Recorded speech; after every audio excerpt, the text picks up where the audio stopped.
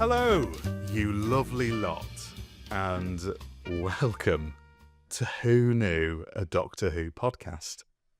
I am your host, as always, Josh Carr. Slightly rusty, because this is actually, even though it's not the first episode back, this is my first time hosting and recording an episode for about a year and a half. So bear with me, people. Bear with me. But it doesn't matter anyway, because you're not here for me.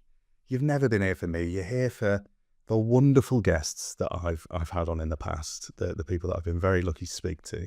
And today is no different. For the big relaunch, I had to pull out the big guns. The big, big guns.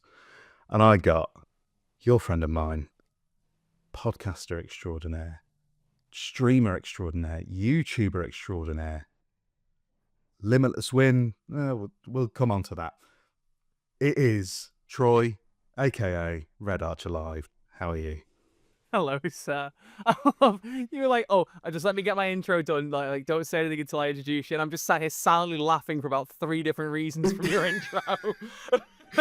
Yeah, I did. You're under strict instructions. Troy, Yep. shut up. Shut Under up threat now. of death. Under threat of death. That's one hell of an intro. I hope I live up to that even slightly. Hello, my friend. How are you doing? I'm sure you will. I'm I'm good. How are you? You're all good. You're I'm okay. good, man. I'm good. I'm Because chilling. I don't know if you know, I announced this episode, of course, was due to be coming out in about March, April 2023. So when I announced that, I locked you in the Who Knew store cupboard. Yeah, you did. Ready for recording, because that's what I do with all of my guests.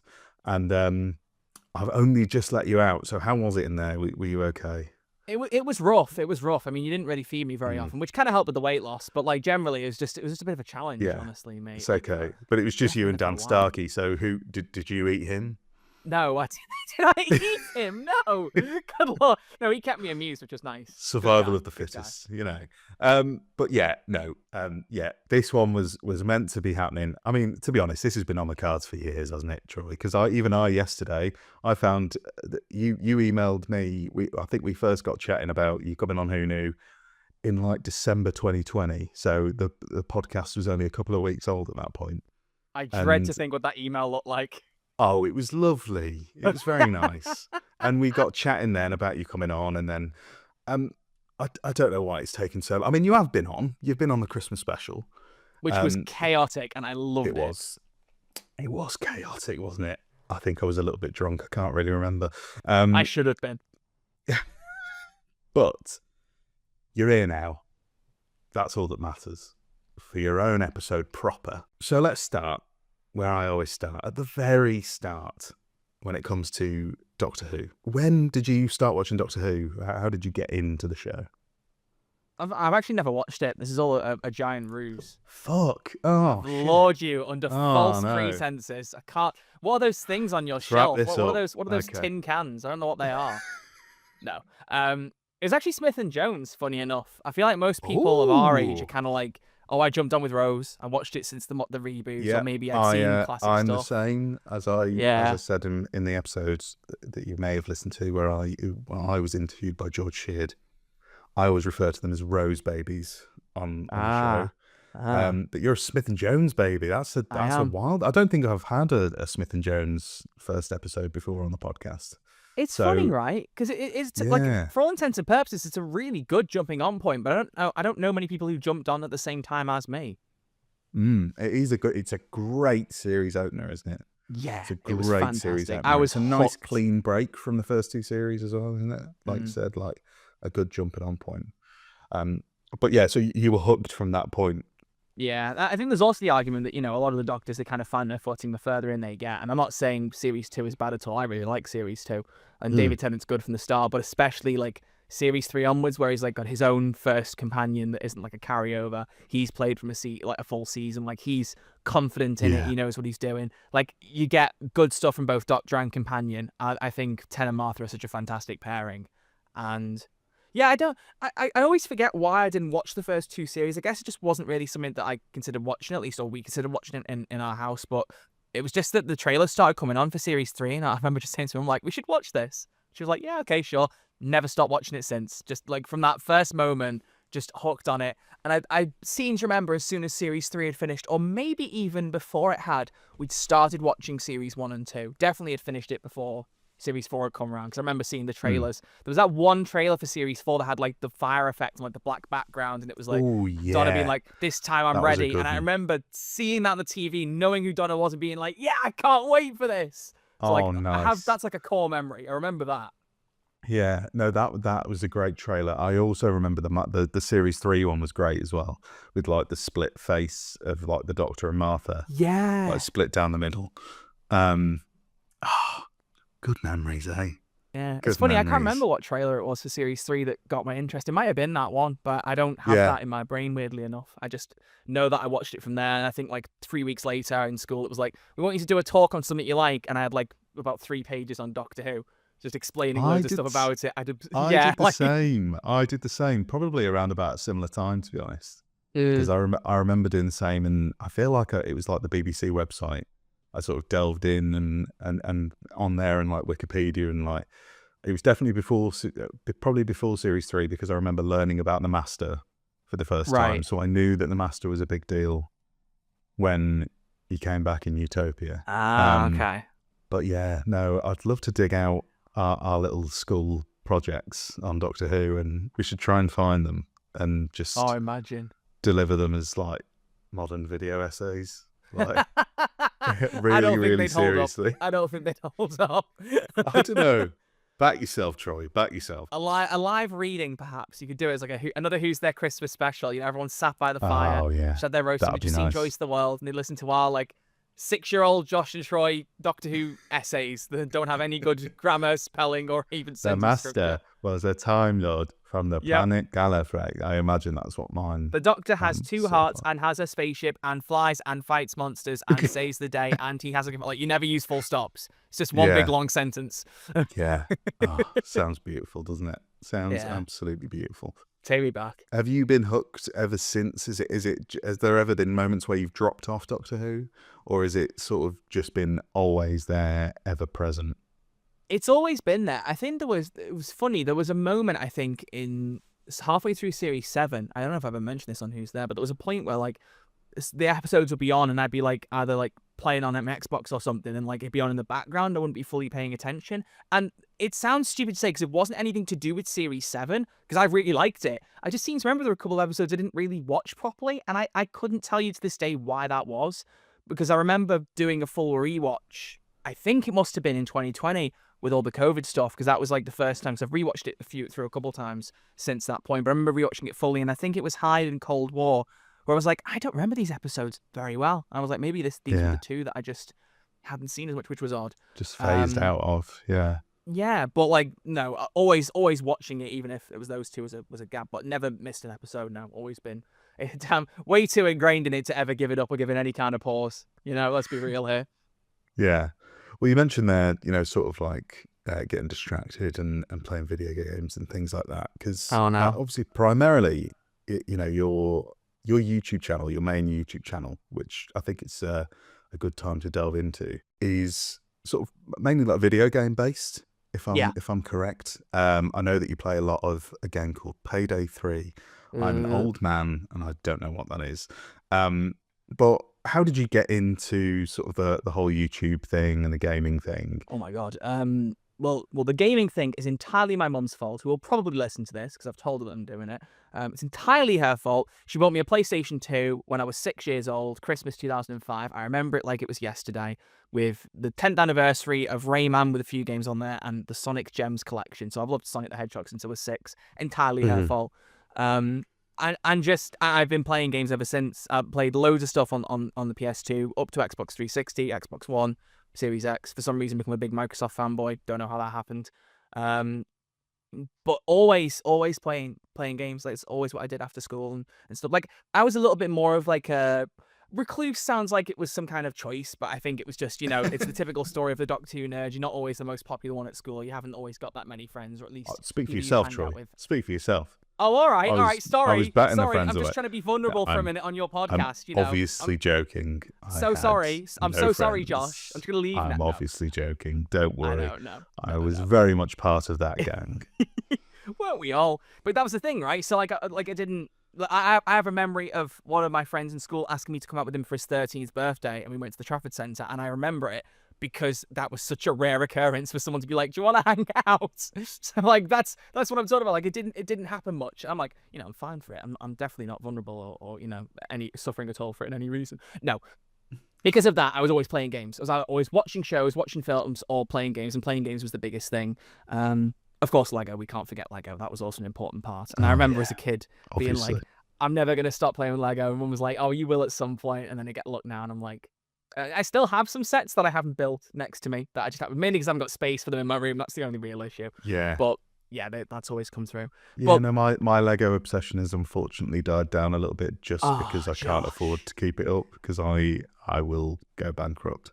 Do you know what? Honestly, it's like the more I think about like behaviors I have as a kid or behaviors I have now, like I've been suspicious of for a while that I've had ADHD, and I'm like kind of starting to think maybe there's some autistic tendencies here too. Because when I say this, it's going to sound like the most autistic thing you've ever heard. But like when I was a kid, I used to be able to look through the Lego catalog and guess the prices of the sets without even knowing how they were going to cost. I was like, that's going to be that's an $11.99. That's a $24.99. I could definitely do that in like the Argos catalogue with the Doctor Who. That is like such a neurodivergent thing. I fear. Yeah, the true neurodivergent experience in the early noughties. I think it was just after COVID. Again, why is COVID like the time point for everything now? It makes me feel old. I think just after the shops had started reopening, about 2021-ish, going out more, and I started going into the Lego shop more than I had for years. And I just remember walking in, looking at some of the sets and looking at the prices and going, that would not have been that 10 years ago. That's like double. Yeah. What happened? So like I completely relate. There's some sets now, it's just like, oh my God, how is this £60? There's like 3 bricks in it. Are you kidding me? Yeah. No, I tend to err towards minifigures now. Oh, yeah. And I have been working on my little Doctor Who minifigure collection, obviously getting my customs. That's a door I haven't opened, but desperately want to. You've got to. I'm lucky enough to have all the Doctors now. A couple of them are customs that I've made myself, which is very, very nerdy. Yeah, no, there's some great little custom Doctor Who minifigures out there. I'll send you some links, Troy. I'll send you some links. We're going to open that door. Yeah. So yeah, in terms of turning that love of games and turning it into, for obviously everybody hates this word, but content. Yes, I know, sorry, but turning it into YouTube videos and streams. How did that come about? Because your YouTube channel is fairly big. I mean, it's big time for me. You've got 40,000 subscribers, which is it's kind of crazy. It's big. So yeah, how did that all come along, and how did it snowball into what it is now?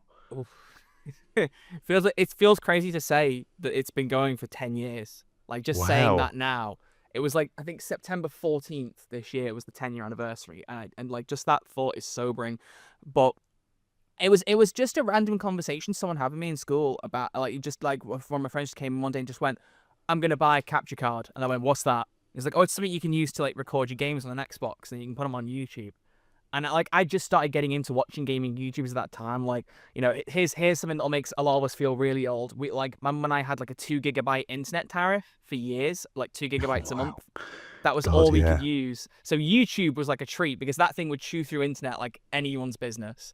So it just got to a point. I just got Xbox Live Easter of 2014. And we just took the internet up to unlimited broadband, and like suddenly it felt like we were royalty. So like I just started getting into like gaming YouTubers and funny moments people and looking through stuff like GTA and all that kind of thing and thinking, oh, this stuff's really good. And then someone comes in and goes, I'm going to get something to record Xbox games. And I go, wait, so I could do that too? And it's that thing everyone, like so many people go through, or people I've known over the last 10 years who have come across the fact that you can get into YouTube, bought the kit for it, done 2 videos and given up. Like everyone had that kind of thing, or well, everyone that I've spoken to, like in my like circle, especially on Xbox, are people like, oh, I want to do YouTube.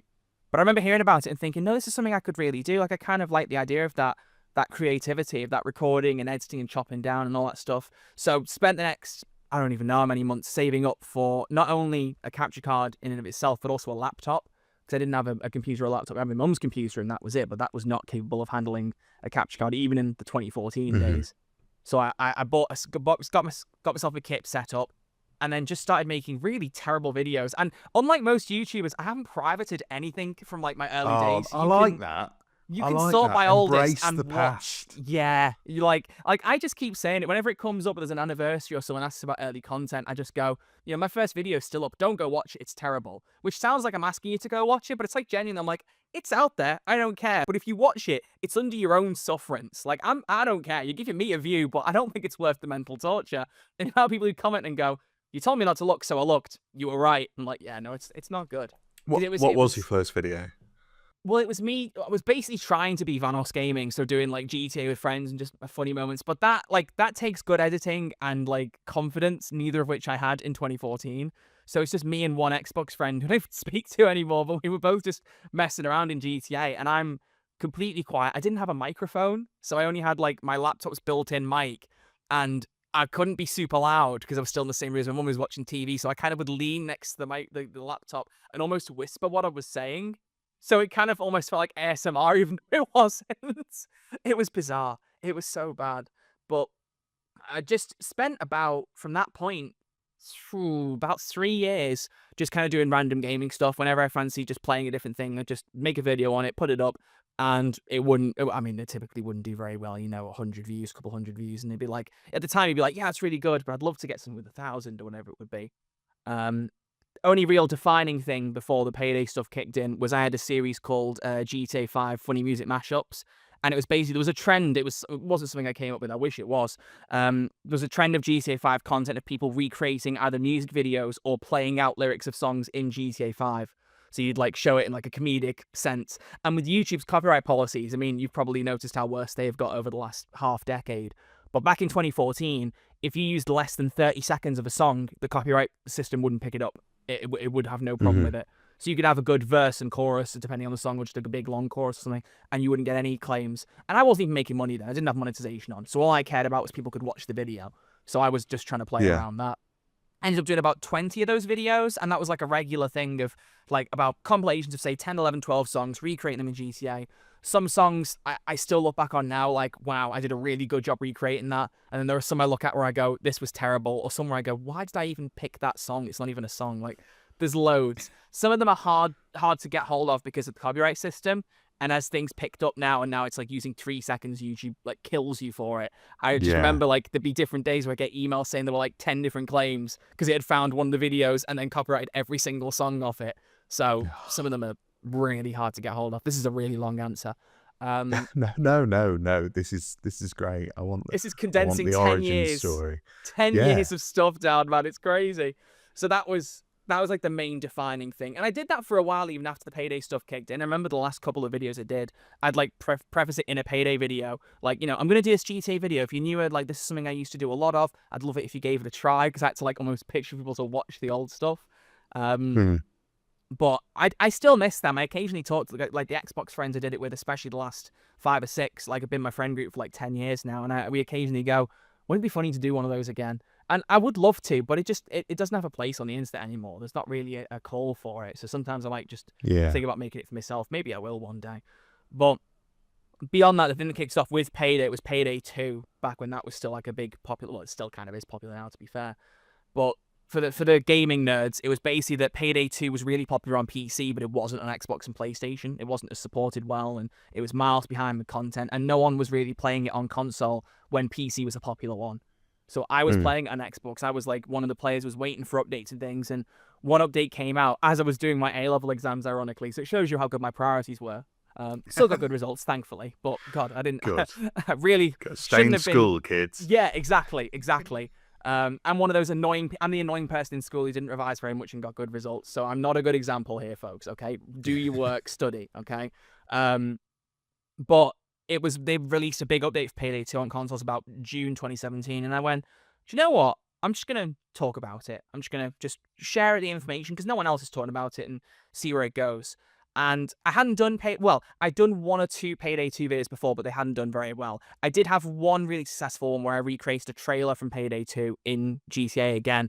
And that now is still one of my biggest videos. It's got like over 250,000 views. It built up over time. It was fantastic. It was huge. Yeah. There were a few ones where I did recreate trailers as well as music videos. Like there was one I was really proud of, which was the John Wick Chapter 2 trailer. I still am quite proud of how that turned out. Oh, nice. Yeah, I was really happy with that because I didn't have mods. I was on console, so everything was just native in GTA.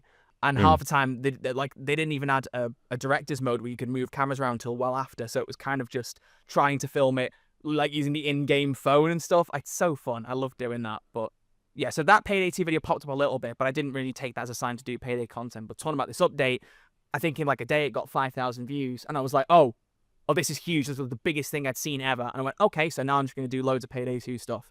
And you can just kind of see on my upload history where I put that video out and then everything afterwards. There's other games in between, but it just like suddenly went from 1% Payday to like 90%. And I just kept doing that. And it's never really changed too much beyond that. I've tried to do other stuff in between. The thing with the Payday audience is like they're incredibly loyal to Payday content, which I love.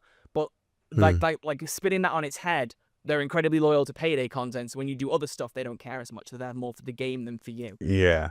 There are a good chunk who are there for me, which I love and I'm really grateful for. But you can see that difference in between stuff. So, but that doesn't bother me because I'm just glad that people want to listen to me talk about anything. Really, that's like a really nice thing. Yeah. But yeah, just keeping up with Payday 2 stuff. I switched over to PC eventually because I had to get a better laptop because my capture card was going dodgy. I had to replace it. Tech problems, you know. Ugh. And then the last year or so, the real big thing has been Payday 3. That's been the big thing, even though Payday 3, if you have any knowledge of it, know that it wasn't well received when it came out. It's trying to claw its way back. And ironically, right now, as we're recording, the executives just decided to pretty much pull a lot of the plug on it for support. It's a whole mess. So it feels like... Yeah, I've seen a few of your tweets that it's been a bit of a chaotic time. So I thought I'd maybe bring you over to a fandom that, you know... Give me therapy. Yeah, thanks. You know, the Doctor Who fandom it never has any chaos in it. So never. No, everyone, especially on Twitter, everyone's so respectful on Twitter. Everyone's so lovely. It's a welcoming community, you know? Obviously, God. we joke slightly, but you have also dipped your toe in making some Doctor Who content, and content again. Stop it, Josh. Corporate shill. You have a podcast. I do. Something we have in common. You a podcast called Who's There, which pairs wonderfully. There's sort of a little group of podcasts that all have names that just sort of sound like a forgetful old lady. Because there's who knew? Who's there? Who cares? That's not even an old ladies one. That's more me. Who cares? Yeah. But yeah, you have a podcast with the wonderful. I'd like to say friend of the show. I've not spoken to CrispyPro much, and I would love to have him on. But absolutely, do it. Yeah. You two host Who's There together. We do. How did you two meet? It was actually quite funny, and I think it ties a bit into me emailing you because the timeline lines up a little bit. Really? One other thing that I do is like I love doing interviews, a bit like you, good sir, a little bit like you. Yeah. And I had another podcast conveniently called the Redcast, you know, because it all lines up. It was originally going to be called the Red Room because it sounded cool like Black Widow, and then I apparently found out that has a very dark meaning on the internet. So if you're of a certain age and you don't know, then you know. Don't look it up if you're too young, but I realised it. A friend warned me, like, just as I was about to announce it, and went, oh, God, I better change it. I mean, I hope there's no children listening to this anyway, so... I hope not, yeah. You've never sworn, have you? Definitely fucking not. There we go. That's the perfect setup. Thank you for following it. Good stuff. No, but it was all about interviewing mainly video game voice actors. I've done other stuff, like a couple of like composers and stuff, but it's mainly actors, voice actors. A lot from Payday, but also people from different games as well. Like the last one I did was with a Baldur's Gate 3 one. I've interviewed the guy who voiced Eggman in the Sonic games. Like there's a few ones like that like I'm super proud of. That I love. Yes, I'm genuinely really really proud of it. It's one of my things I'm most happy with. I do recall we're going back a little bit, but I have listened to a couple of episodes. Oh really? I have listened to the episode with Crispy. Yep. So is that when you first met? It is. That was the first time you met CrispyPro. Oh, that's a lovely little bit of history. So basically, I was a bit of an overconfident idiot because I was like, I'm going to make this podcast. I'm going to release episodes one every 2 weeks. I'm going to go for 10 weeks. I was like, I'm going to get some regular content there. And then I went to the point where I went, okay, who am I going to talk to? Like, who am I going to interview? And I had a few people, like, there was a few Payday voice actors I'd worked with previously or interviewed previously who were like, yeah, whenever you want me back, I'll come on. Some of the loveliest people, like the actors who play Payday characters. So I had a few there, but I kind of, in my head, I went, right, people really like the Payday stuff. I also want to do non-Payday. Let's do it. So every other week is Payday. Every other week is something else. So, like, the first non-Payday one was like a YouTuber. I don't know if you've ever seen the Schlock YouTube poops, the ones for all the different Sherlock episodes. But the guy I've who probably did seen those, the videos. yeah, I have I've probably kept in touch seen with him them occasionally. around. Yeah, he's lovely. So I was talking to him about like content editing and stuff. I did one. He did like a visual novel mod for. Have you ever played Doki Doki Literature Club? You ever heard of that? I have not. No. It's one of the most cursed yet beautiful games in existence. Like, I am a grandfather. I am an old man. I want to Troy. see you play that game. I want to see you play. Anyone who knows is going to be like, your reaction would be perfect. Wait, I think I have heard of this. I've got a feeling that George and Cooper from Nostalgia Bait were talking about it the other week. Yes. I think Cooper mentioned it and said that it's really fucked up. Is it really fucked up? Extraordinarily. Yeah, okay. Well, maybe, if the return goes well and people want to see me play that, maybe I'll dip my toe in to some gaming content. Oh, you should. So one was that. And then the third non-Payday one, basically in my head I was thinking, I really want a reason to talk about Doctor Who on the podcast. That was my main thing. I was like, I really want a Doctor Who themed episode. And I thought, who am I going to be able to bring on? And I'd already had a YouTuber on, so I thought maybe a Doctor Who YouTuber would be a really good one, because it could kind of be a 2020 version of like a YouTuber collab. I shout you out, you shout me out, we appear on each other's stuff, maybe we send people in either person's direction. And I've been watching Crispy's stuff for a little bit, and I kind of thought, his ideas of Doctor Who, like his kind of the way he behaves and stuff, it seems quite similar to me. I feel like we'd get on well. So I just shot him an email. And he was like, yeah, sure, I'm happy to be on your podcast. And to feel old, we did ours on Skype. We called on Skype.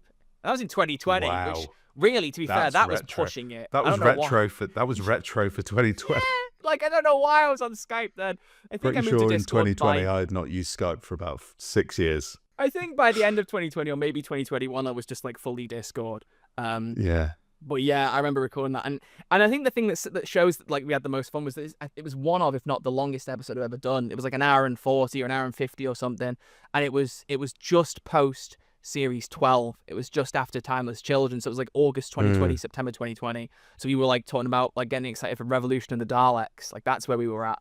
Like timeline wise, we were discussing Jodie and the fam and what we thought of them and all that. Yeah. And generally after doing the episode, I would listen back to it every now and again and be like, there's like that meme from Succession. It's like, they have some juice here. They have some juice. I'm like, this is like, we work really well together. We should do more stuff. And he won't mind me saying, I think we said on the podcast before, I approached him about it about 3 or 4 times after the episode. Like, I really think, we could do more. If we want to do another episode or even our own podcast, I think it'd be brilliant. And it was just never quite the right time for him. Like, he was between things or content or whatever it might be. And I just happened to email him at the right time at the end of 2021 when I asked him again, listen back to our episode again. Still think it's really good. Don't suppose you've got any more ideas towards a podcast. He went, you know what? Now's a really good time, because he hadn't done YouTube for a little bit and was like, he wanted a way to get back in. And he said before it was a good way to like hold him accountable, so that you didn't have to be present for some Doctor Who stuff every week. And so we created Who's There and kicked that off in 2022. But that's what I'm saying really to you. That's nice. That's a lovely little story, because for anybody who's not aware, who's listening, I'm sure most people are, you're on opposite sides of the world, because Crispy is I keep calling him Crispy. I don't know if we're on first name terms yet. Should I be referring to him as Mr. Pro? Oh yeah, Mr. Pro sounds very professional. I like that. Mr. Pro lives in Australia. Yeah. And obviously you're in the UK. So it's lovely that you've been connected just by this one podcast episode that you did 4 years ago, and now it's grown into this beautiful thing. Who's There? Time management is a nightmare, mate. Yeah, I can imagine. Because I have to do, on the odd occasion, deal with time differences. I've got one coming up that I've we've got a good 6 hour time difference to deal with. So, but yeah, doing that every week, I imagine gets a little bit frustrating, because with the Australian time difference, it's a bit of a killer, isn't it? It's funny. Well, I feel like we've got used to it. The weirdest thing at the time was that his time zones don't change, but ours do. So like half of the year, we've got a 9 hour time difference, and then half of the year we've got a 10 hour time difference. So it's just sometimes remembering when that changes. But Yeah. like now we're very used to just kind of going, like yesterday, we recorded an episode yesterday about the Comic-Con over the weekend with Shooty. Ooh, what a time that was.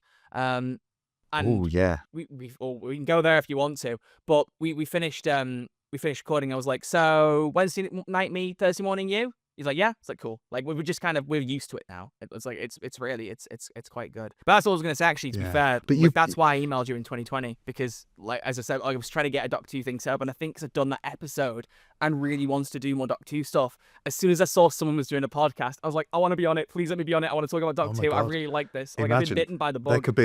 There could be a parallel world. Troy and Josh on the Who's There podcast, or I pestered you enough to just be a co-host Who on knew? Who Knew. Yeah. Oh wow! Imagine that world. Oh, Imagine. Wow. I think we got the better timeline. Troy, how rude. What, to myself? Not even to you. Yeah. But yeah, so you and Crispy have met now, haven't you? We have, yeah. Which is crazy. That's over lovely. a year ago now. I think. Wait. Wow. No. Yeah, I remember that because that was around now. the time of Limitless Win. Am I right? Is that around that time? No, it was after that. Are we going for it? Was it after that? We only met about a year ago for the 60th. Like we recorded an in-person episode the morning of the Star Beast. So before that had dropped. Oh, that's great. Which is that was crazy. Didn't release it till I think Christmas or just before Christmas. Like we had it in the bag. Like we can't release this with the Star Beast about to come out. We'll have to wait till the excitement of that's fizzled a little bit, and it came out at the perfect time. I think it was a fantastic thing. But so strange doing it in person. For anyone at home who hasn't listened to the podcast, if you haven't, what are you doing? Who's There is great. Give people a little pitch as to what you and Mr. Pro do on a weekly basis. Annoy each other. Pretty much sums it up. There you go. That's the pitch. So, well, funny enough, it just kind of started off as a typical two YouTubers talking about Doctor Who to anyone that will listen kind of podcast. And we did it like that for about 90 episodes. And then Crispy takes full credit for this. Tail end of last year, he went, do you know what? We need to have a bit of a rethink about the podcast because, like, yeah, we're having fun, but what's unique about us compared to someone else? And I was like, our lovely personalities? He was like, no, there's nothing unique. No, he didn't say that. But he did say, like, we need to have something to kind of make us a bit more, like, stand out. And he was like, I was thinking about our name, Who's There? We could really play into that more. And I was like, okay, how? He went, do callers.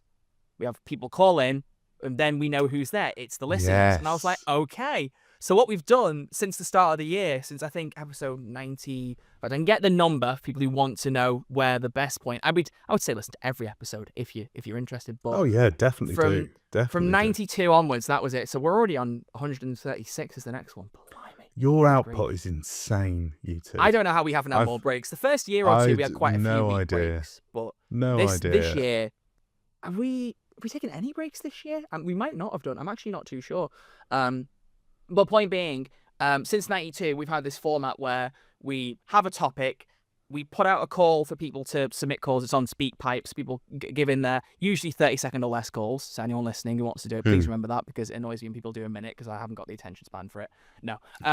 No, genuinely. People will call about a topic, then we'll do an episode. We'll give our opinions on a particular thing, and then throughout the episode, we'll dot in calls from people, talk about them, structure it around it. So it's very much like an audience interacting podcast. I think it's been a lot stronger since then for that. It was a great idea of his. Yeah, that is a fantastic idea for a Doctor Who podcast, especially because I always think, like, when it came to sort of like structuring Who Knew, I was very similar in like, where is there a gap in the market in sort of the Doctor Who podcast sphere? Like, there's a lot of people talking about Doctor Who episodes, but there's not a lot of people talking to the people who made those episodes or to the creators who are making these podcasts or making you've these done videos. Well. You've had so many different people. Thank you. It's genuinely amazing the range of people you've brought on.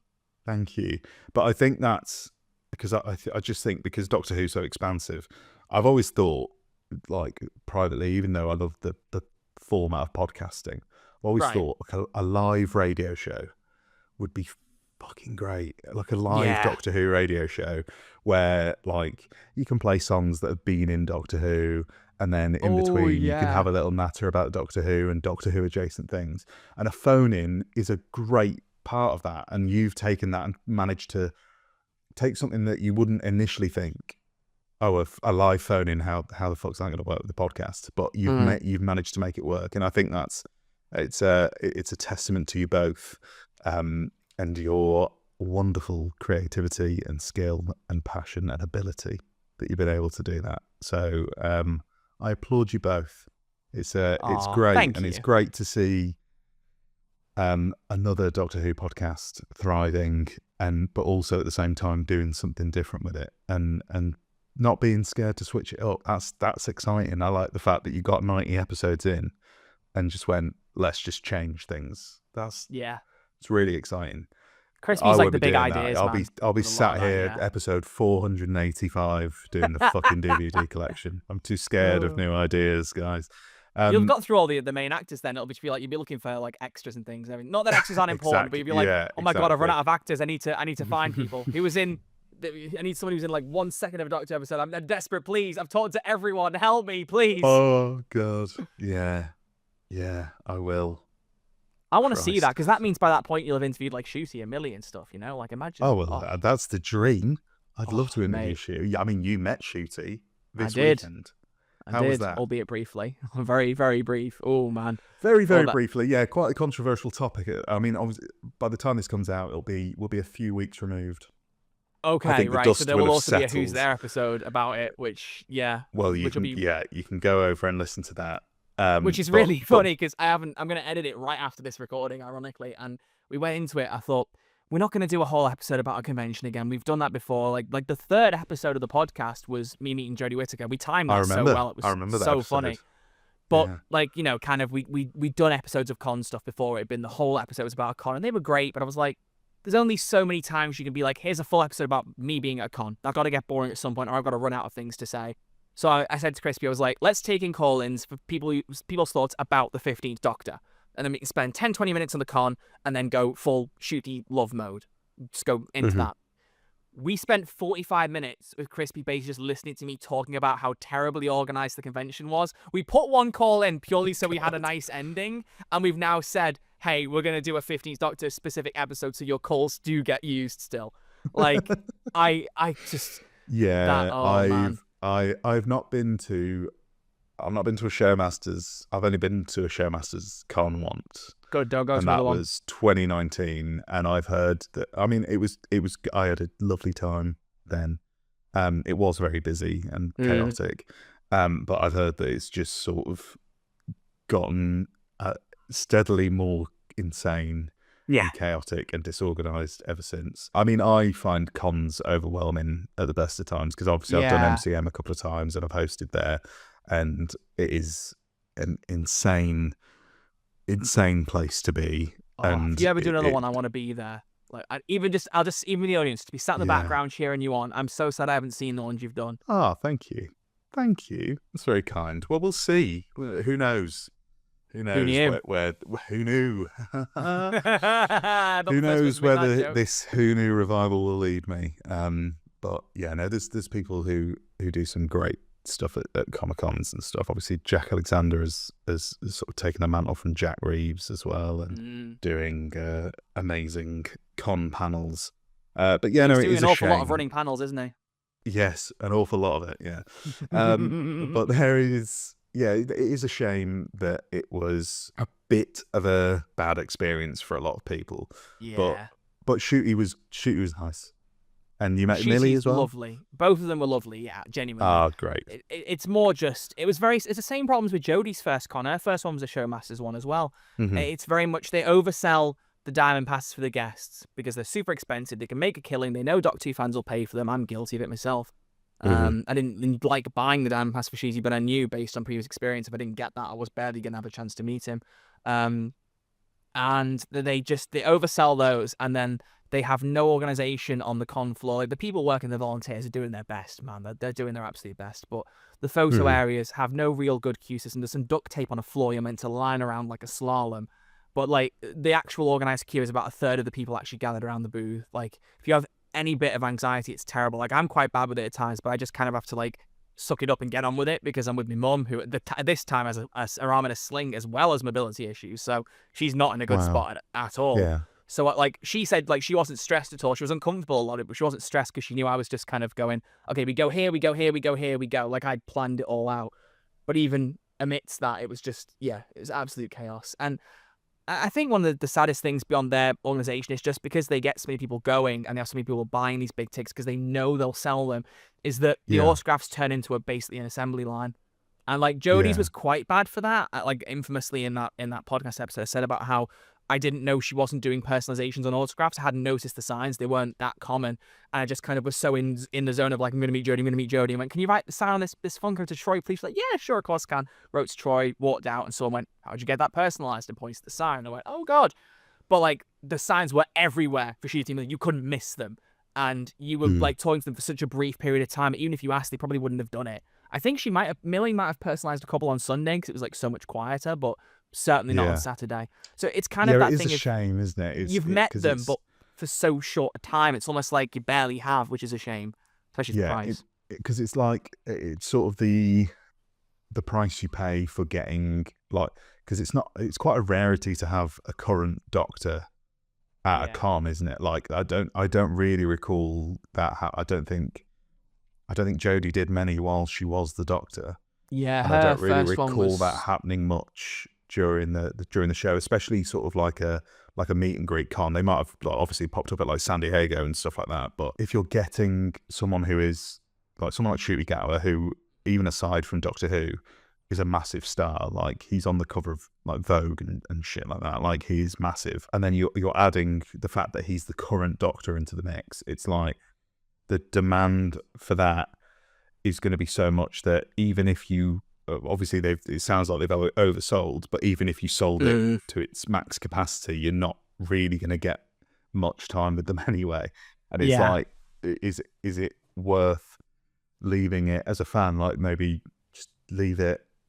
Ncuti may be in a position to do slightly smaller cons in years to come, and you might get a nicer moment. Like when I see people who are meeting like Colin Baker and Peter Davison at cons, and you get like a little chat with them, you get a little bit of time, and I think that's more what it's for. And it's obviously like when people are paying so much money, it's sad that it becomes such a factory line, like you said, like an assembly line, like of just one in, one out, one in, one out, one in, one out. Like, it is a shame. It's a shame. It's rough. I've got some great, like you said, I've got some great stories like Peter Davison or Catherine Tate and stuff. Like I remember meeting Peter Davison and saying that I wanted an autograph from him, but I wanted him to sign the photo I was getting with him, and his photo slot was right at the end of the day. And he was like, I've really got to go after the photo. He said, if you get the photo and come straight to my desk afterwards, I'll sign it and then I'll go.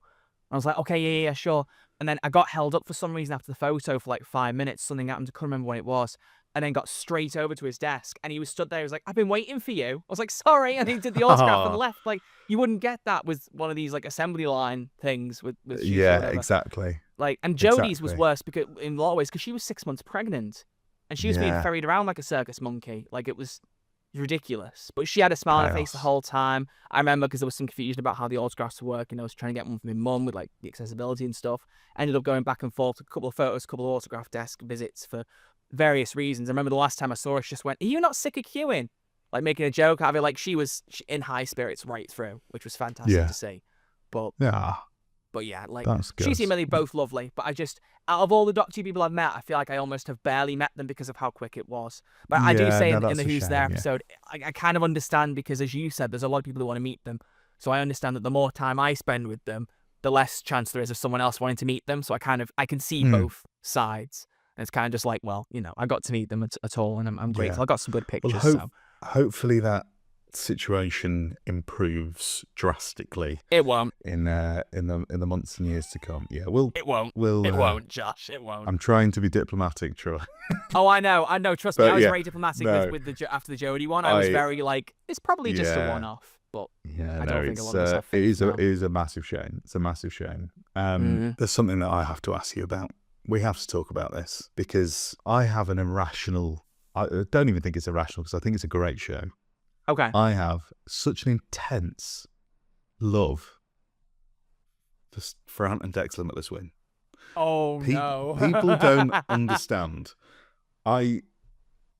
since it was first on, I was like, oh, that looks like I love a good quiz show. I love a good quiz show. Yeah, love a same. quiz. And I watched it. I was like, oh, this is the shit. This is great. Yeah, it and is I fantastic. have been. Jess finds it absolutely hilarious. She's like, your two hyperfixations are Doctor Who and Hannah and Dexter Limitless Win, and it's just adorable. Aww. So imagine my shock when one night I'm watching Limitless Win. I see the next time trailer for Limitless Win. I go, that's fucking Troy. She's like, what? That's Obi-Wan Kenobi. I said to Jess, I said, that's Troy. That's Troy. That's Mr. RedArcherLive right there on the telly. That's my legal name. Like, and I rewound it a couple of times. I was like, that is 100. That's not a doppelganger. That's 100% Troy. Was this beginning of 2023? Yeah. It was my episode went out start of February, so it must have been end of January 2023. Yes. So we just recorded the festive special, like about 4 weeks before. David Tennant so had already eaten my face by the time we'd spoken. Yes. Lovely. Not a sentence I ever thought would be said on Had to tease it before you actually explain it. But yeah, and then I got in touch with you and I was like, oh my God, you're on Limitless Win. You're living my dream. So I just love this. So you went on Limitless Win with your mum. Mm-hmm. And for anyone who hasn't seen Limitless Win, basically it's sort of like a quiz show where there's like a ladder that you climb, but you can essentially win an unlimited amount of money. Like it just, if you keep getting questions right and you keep banking the money, you can just go as high as you can. You can as high as anything, an infinite amount of money. Emphasis on if. If, yes. And can I say as well, your episode was just the added tension that I knew you as well. And it was weird because it was like, this has already happened. And like, I've spoken to you since you've lived this, but watching it live go out, I was like, oh my God, messaging you as if you're there then. And I was like, no, he's not there live, Josh. How did that come about? Was it just a case of you applied and it just happened? Was it a bit of a whirlwind? Kind of, yeah. Like we've applied for quiz shows before, and I certainly have, like, previously. Like, I really want to be on the chase. Still do want to be on the chase. Any Chase's exes listening, I'd love to be on another quiz show. No, we'd apply for that, and it was really funny. I don't think we did anything particularly different, but we just applied for Limitless Win when the applications opened, because it was series 2, right? Yeah, it was the second series of the show. So we'd seen the first series, and I kind of like you, I was really interested by it, watched it and went, this is one of the better quiz shows I've seen recently. I really like this concept. It's really good, isn't it? It's really a really good idea. And I really enjoy it. Because, it's a gamble as well. High reward. Yeah. But such high risk as well. Because part of the format is all the answers are numbers. And so you make a guess based on numbers. You have a certain amount of lives. And if you don't get the answer quite right, you lose lives. If you go too far above the answer, you're instantly out. But if you go under, it's just like you a lose game lives. of risk, because it's like if you guess too high, like you are out completely. But if you guess too low, you lose lives. So it's really... It's definitely my kind of quiz show. Oh, it's fantastic. And I'd love to be on it. I'd absolutely love to be on it. Yeah.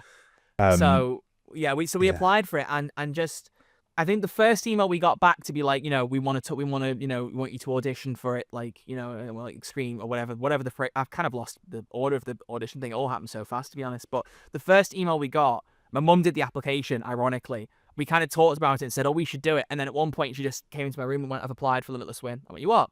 So I just applied for us both. I was like, okay, sure. Thinking, all right, that's a fun idea. That'll never happen.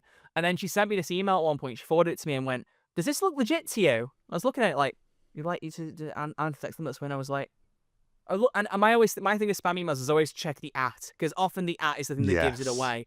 Like they go, oh, it's an email from Sky TV. You got to renew your subscription, but it's Sky TV at googleaccount.com. And you go, okay, that's not it. But I think it was like Hello Dolly or something, like the production company. There was something like that, and I looked it up and went, oh my God, I think this is real. And it just snowballed from there. Genuinely, there were like a couple of auditions and like them chatting to us and getting to know us. And all of a sudden, a few months later, there we were in Elstree Studios filming the blooming thing in the studio, which was insane to be in that area, because most of that set is pretty much exactly how you see it on the screen, which is insane. Yeah. Like, it's so cool to walk around. It's a mad set, isn't it, as well? It basically looks like a really cool TARDIS concept. Yeah. They took us around it, us and a few other couples who were all like filming like that week, and and we just they were like, here's the stage, here's where you press the button, and I just pressed the cash out button, and everything lit up, and I was just like really weird to see it, like all lights work and everything. Like, it's phenomenal. But yeah, it all happened so quickly. It was insane. And fun fact, I think you were the first person to publicly spot that I was in it.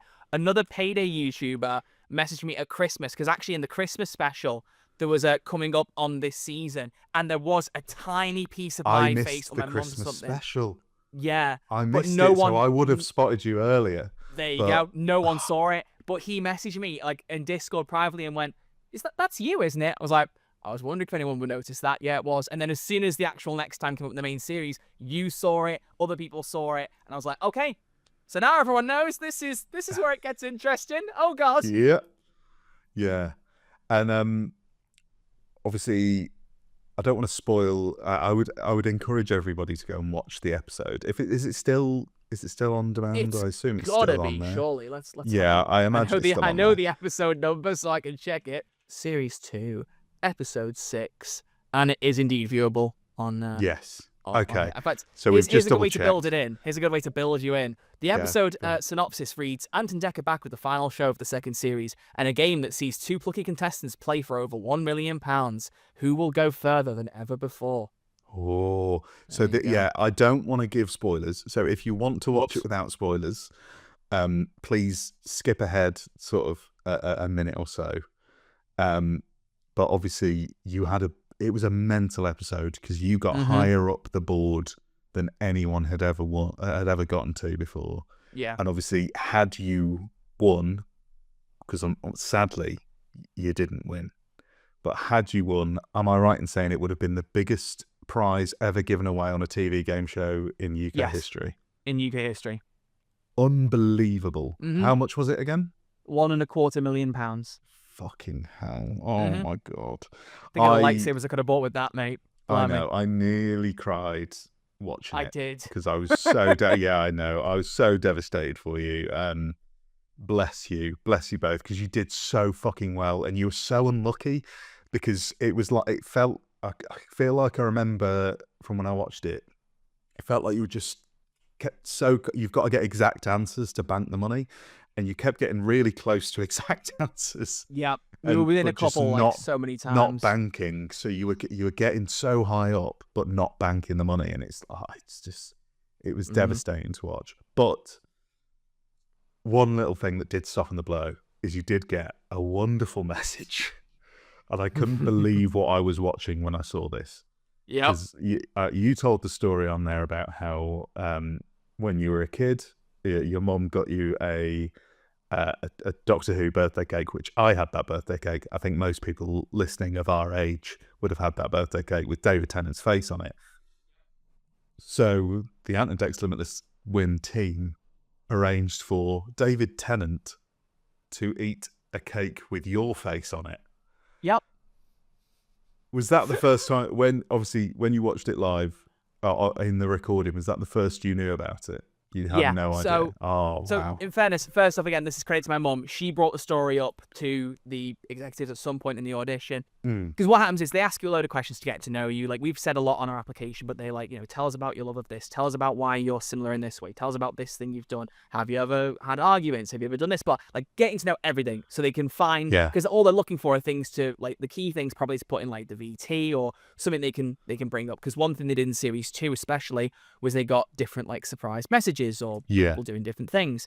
Like, I think in the most recent series, they got Richard E. Grant to read out a poem that someone had written about their friend, and the 2 friends were like 2 of the contestants, which was like a wild thing.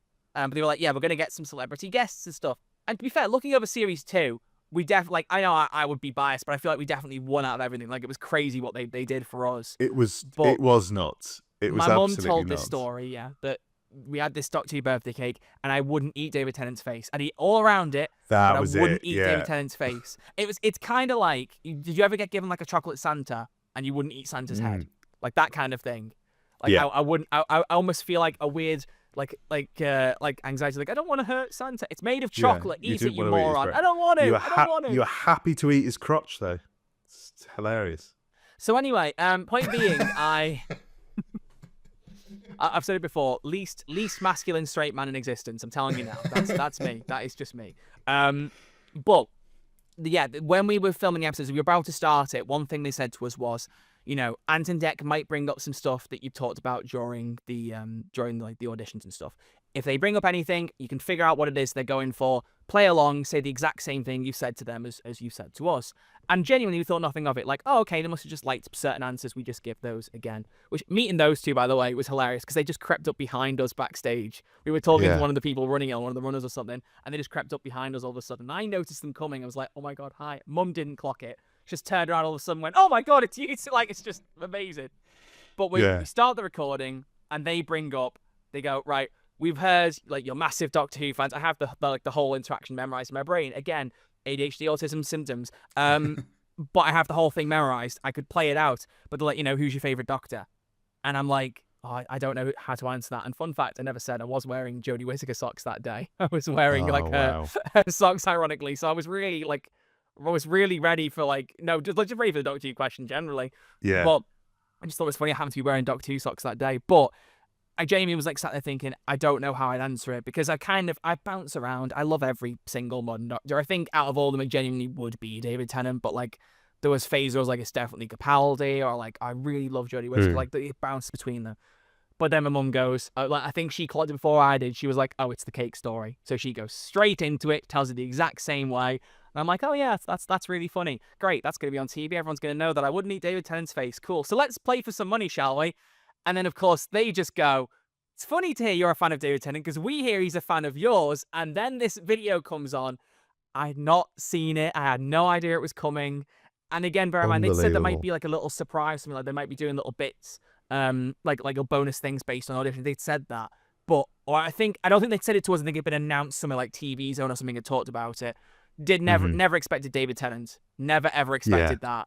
And a thing I don't think everyone noticed was he had a fork next to him, like next to that cake on the table. He was meant to just take a little bit and just go, that's quite nice. But no, he picks the cake up and noshes his face into it and screams that I'm delicious. It's beautifully David Tennant. I don't know, like perfect. If anyone's seen like the bits on Children in Need where he's like they're like giving away a car and he just fucking goes for it. Oh yeah, he's it's like a very best much car in that salesman vein. ever. Yeah. So we are going to go for a quick break now, and when we come back, we've got some features to attend to. God, it's been a while. But we will be delving into a certain collection. So we'll see you in a few moments' time.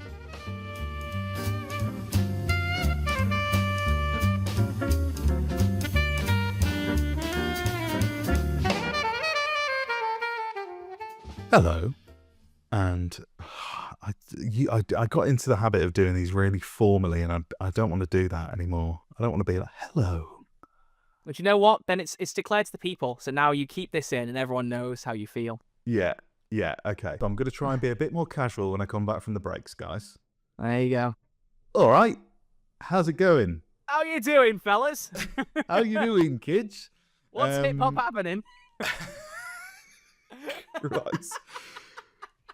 You're listening to Who Knew, a Doctor Who podcast. I am your host, Josh Carr, and I'm still here with Troy, aka RedArcherLive.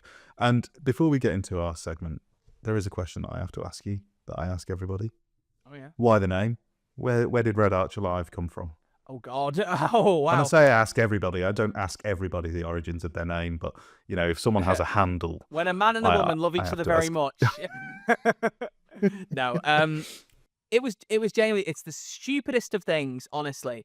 It was when I first signed up with Xbox Live in Easter 2014, when I was a young whippersnapper, I got given an online gamer tag for free, and Microsoft always, used to, I don't know if they still do it now, but it was 2 words and a number.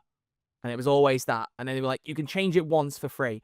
And my stupid ass thought that I still had to fit that particular pattern. I couldn't just pick anything I wanted. I was like, it has to be 2 words and a number. So I was like, okay, my favorite color's red. I quite like archery because I loved Skyrim at the time. I loved like the whole like archery thing. And I always wanted to get into it as a kid and never quite got there. So like Red Archer, 997. And that was purely because there was the most randomly, again, there's so many like neurodivergent symptoms here that are just coming up the more I talk to you. But the original Star Wars Battlefront 2 from 2005, there was an AI in that game that was often in the leaderboards that was TF997. And my full name is Troy Francis Beaumont, so I saw TF997. And for some reason, that's just stuck in my brain. So I was like, Red Archer 997, done. That is incredibly niche. Yeah, incredibly I niche. don't think anyone's... There might be one other person there maybe that recognizes that AI name and goes, oh my God, wow, that's where it came from. But when I started YouTube, I was like... I love this sheer instant panic of you trying to come up with a gamer tag. And it's just name things in front of me. That pattern, yeah. Table chair boy. I think it was originally like Denying Sphere was the name it was given. So that's the Red Archer we could have had. The Denying Sphere. Another parallel universe that we could have had. Oof. Who knew? Hosted by Josh Carr and Denying Sphere. Wow. That's one hell of a parallel universe. That could have been a world. Could have been a world. Wow. It is somewhere out there. That sphere is denying. But no, so so when I made the YouTube thing, I was like, I'll make it similar to my game attack. And ironically, it wasn't RedArcherLive to begin with. It was Red Archer Gaming, because I was like, yeah, perfect. Red Archer Gaming, yeah, let's do that.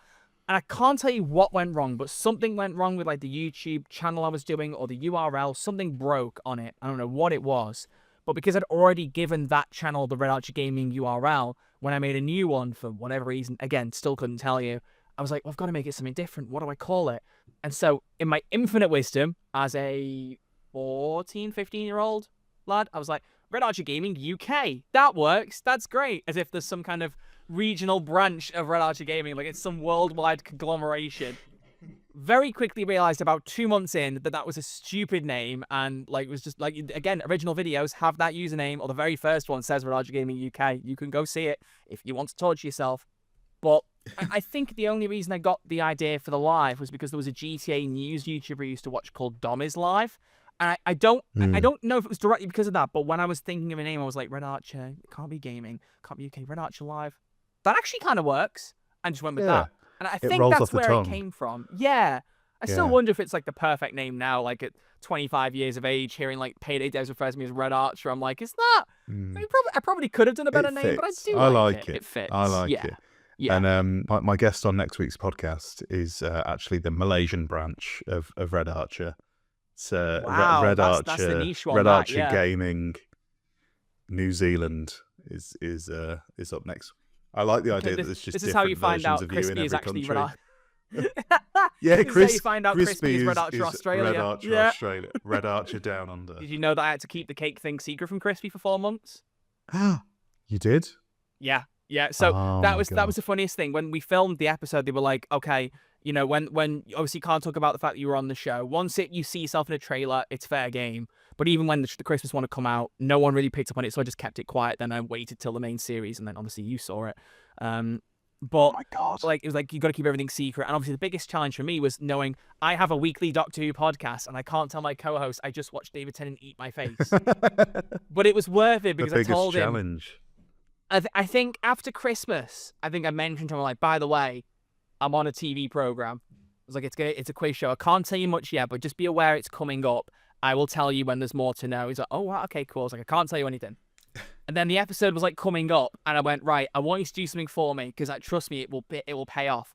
When you watch it, record your reaction to the opening 5 minutes. He was like, why? I was like, there's just something funny for the podcast that I think you'll like. And I think he probably just thought it was going to be a mention of the podcast, maybe a picture of me doing it with him or something, anything like that.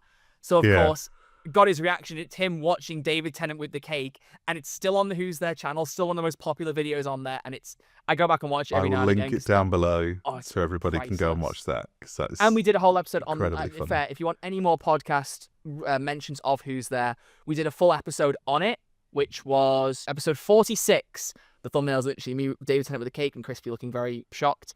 Yes. And also, I do have a second YouTube channel, which I suppose I can mention later, but it's called Troy's Thoughts. I can send you the link to it. I really don't upload on there as much as I should. It's meant to be non-gaming, but I never really upload. But I did do a full episode about being on the show and sharing some behind-the-scenes stuff. And I also broke down every question from the quiz. And like my thought processes and stuff. So I think that's definitely I'll link worth watching. That channel down below as well, so everybody can go and find that. And go and complain at me for not uploading because I want more people to do it. Maybe it'll motivate me. Yes. Well, Troy, there's a little thing we do here. A few features. And the first of which is coming up. Oh, yeah. It's time to take a little dive. Oh, it's been so long. Into the DVD collection. By the power of Grayskull. The Unicorn and the Wasp, or Love and Monsters? Which one do you think I'll prefer? No, I mean, which one do you want to watch first? You are pulling my leg. Well, back in 2004. Yes. Get those crisp DVDs out. Pop open the cases. Slide that naughty little disc into a DVD player and This pop is getting on your too horny favourite for my liking, episode fella. of Doctor. I don't like this. Look, if that's what you take from it, that's what you take from it. Look, You this- said this- pop that naughty little this is- disc, or slide the naughty little disc in, Yes. fella. There's Yes, there's sorry, nothing I'm- open to interpretation there. You I'm were a a bit one-track excited. mind. I got carried away, okay? Anyway, this is the DVD collection. This is the segment of the show where my wonderful guests submit an episode of Doctor Who to the DVD collection that they deem to be some sort of quintessential aspect of Doctor Who, whether it's their favourite episode or an episode that means a lot to them, or it's just a stone cold banger. We've had copious amounts of Doctor Who stories submitted in the past. Many from New Who, many from Classic. Colin, I'm sorry, still has no stories. Somebody has to put a Colin Baker story in the DVD collection at some point. Troy, will today be that day? It won't be. It won't Oh, be. But okay. do you know what? I have an Sorry, honorable Colin. mention, so I'm going to have two. And I'm going to honorably mention the Twin Dilemma, purely because I love that clip of Colin Baker going, "Villain! Murderer!" We've nearly had the Twin Dilemma in a few times. Oh, yeah. People have teased putting it in, and I dare someone to do it because it's obviously universally loved. Nobody has much to say about the Twin Dilemma. haven't seen all of it. Anyway, enough about honourable mentions. What, Troy, is your pick for the DVD collection? Well, I did have one other honorable mention, the one that was going into Oh, actually go have on, go on. an You honorable can, I'll mention give for you both one of more. your features. That was purely just for you to get some Colin mention content there. So Thank just, you, thank you. Just, Colin, just being the Colin lovely appreciates person it. that I am, naturally. My honorable mention would be the giggle. I'm not choosing that because I know the last one you had was Wild Blue Yonder, and I don't want to have 260 specials back to back. But it's the very epitome of that thing on Twitter where it's like, this is actually great when you haven't got someone moaning in your ear telling you it sucks. Like it's become one of my top 10 favorite episodes. I mean, I loved the 60th. I adore all three of those episodes. It's just quintessential. I love the 14th Doctor, possibly my favorite incarnation. I really love David's evolution between 10 and 14. I want more of that, even though I know we've got enough of David. I want more of that version. But that episode is just fantastic. I really love how it's paced. I know not everyone loves the catch game at the end, Crispy in particular, big hater of that. But I liked it. I adore that episode. I didn't mind it. I have other issues with the giggle, but the catch game, I'm a big fan. I think it's nice, goofy Doctor Who fun I think to there's have just like some a great game of character catch moments. to save the universe. Love Neil Patrick Harris, love the pacing, and I really do, despite having the term by generation all over Twitter and kind of wondering where that was going and not being 100% surprised seeing it as a result, there was something just really fresh about seeing the old Doctor hand off to the new Doctor with both of them on the screen. I just really liked that concept. I thought it was fine. Every new thing Doctor Who does causes complaints, and I was like, just enjoy it, man. Kick back, relax. Have you read the Target novel? I haven't. I don't actually read the Target novelizations, but I've heard great things about them. I would, if you love the giggle, I would highly recommend the Giggle Target novelization because it is phenomenal. It's so good. It's one of my favourite Target novels. So duly noted. Definitely would recommend it. Gives you We'll look into it. a nice new view on the episode. So it's very different. I like it. Well, anyway, the giggle, fuck that, it's gone. You didn't want to pick it, so sod the giggle. I know I did want to pick it, but this is for your podcast, so you have a different one that's not a 60th special. Although, to be fair, the last one was that's very kind. It's very kind of you to sacrifice it to mix things up. Yeah, exactly. Oh, wait. Hang on. Did someone nominate Wild Blue Yonder right after it had come out? I'm just thinking about the timeline now. No, that was me. That was you.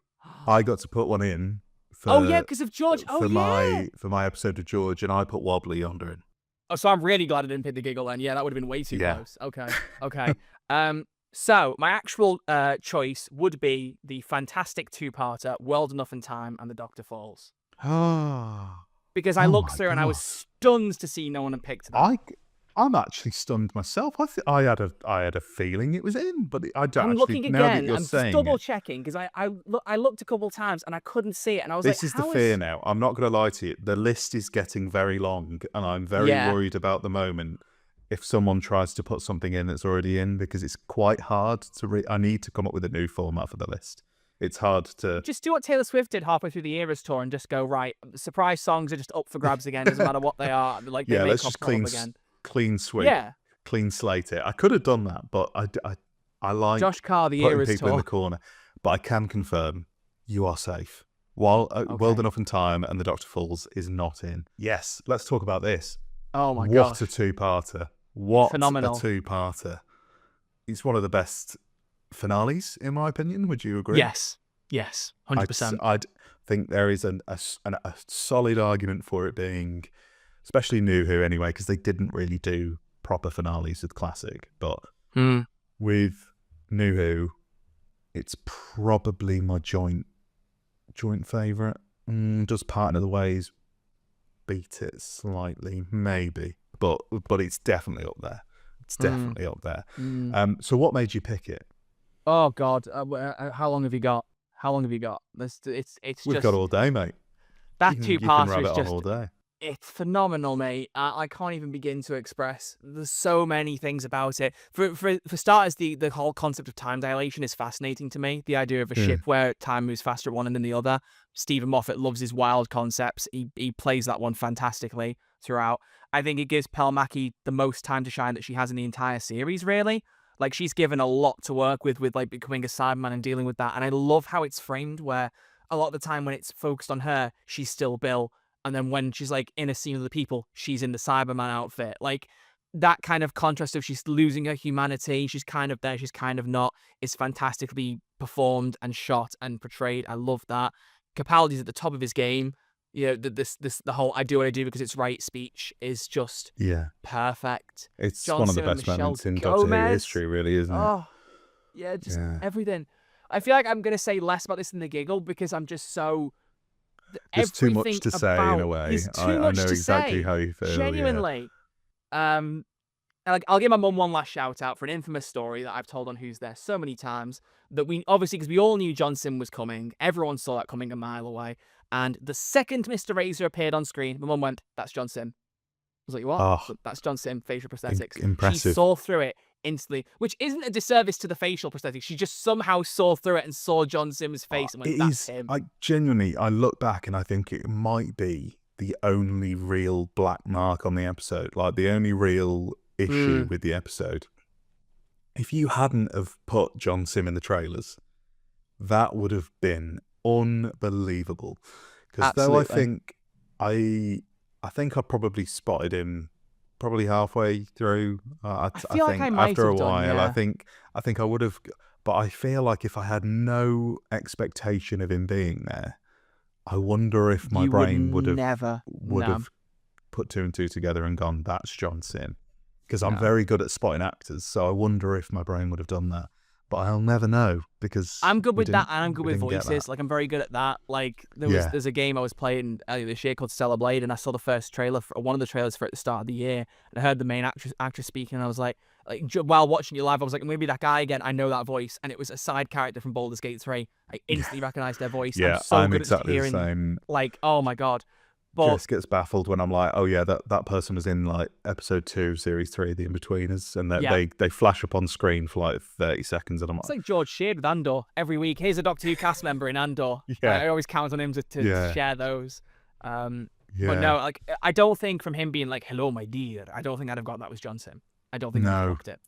Well, yeah, it's a fantastic pick. I cannot fault it at all because it is one of my favourite Doctor Who stories going, and I think, like you said, it's hard to say, it's hard to summarise because there's so much going on in it. Genuinely, it's basically got a bit of everything Doctor Who wise. It's got the horror, the humour, the heartache.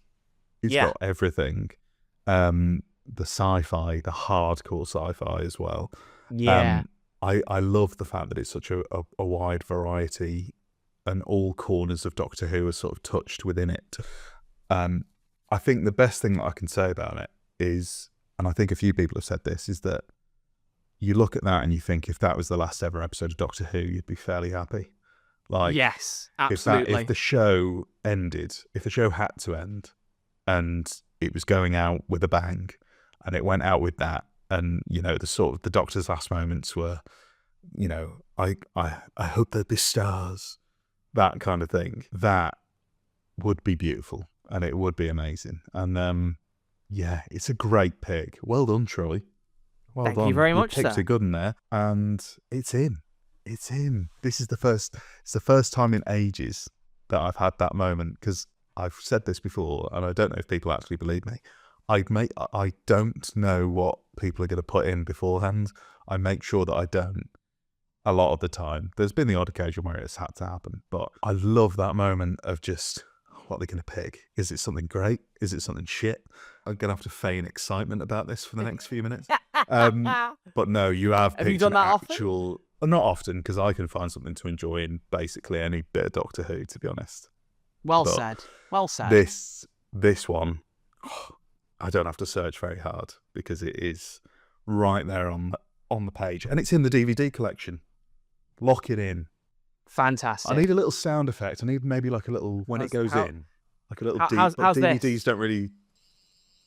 There you go. There you go.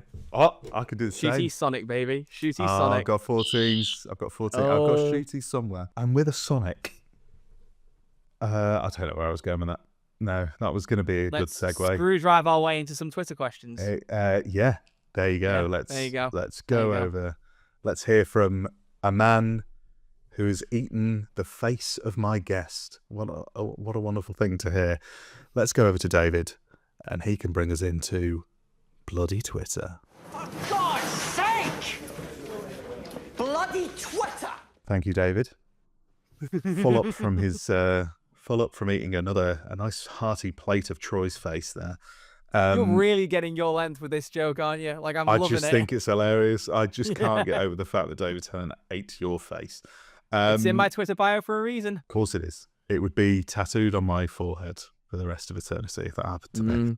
Yeah. Obviously, this is the part of the show where you lovely listeners at home get to grill my guests with some fantastic questions. And it's not just Twitter today. Can I just say, because of the whole Twitter Blue Sky debacle, I'm now getting bombarded on every different platform. So we've got questions from Twitter, we've got questions from Blue Sky, we've got questions from Instagram. Basically, before this episode, I had to log into like 7 different platforms to check if there were any questions. But I've gathered them all together. We've got some great ones. Okay. And let's lead into the first one. Let's a nice change of subject from David Tennant eating your face. L at Doctor_Master, but Doctor with an X, DX. So I can't be bothered explaining your username. Sorry. L asked, if David Tennant were to eat a different dessert with your face on it, what would it be? Oh my God. I don't know. Cake is out of the question. Oh God. I don't even know. What desserts could you even physically get someone's face onto other than a cake? I suppose you could do like a stencil of your face and do like a powder on top of a tiramisu. Oh, maybe. Could you? Maybe. You know what? I love me a good cookie. So how about my face stencil onto a cookie? Or maybe a cookie Squid Game shaped it. like your face. Squid Game it. Yeah, exactly. Yeah. Yeah. Okay, well, there's your answer. A cookie. There you go. A cookie. Wonderful.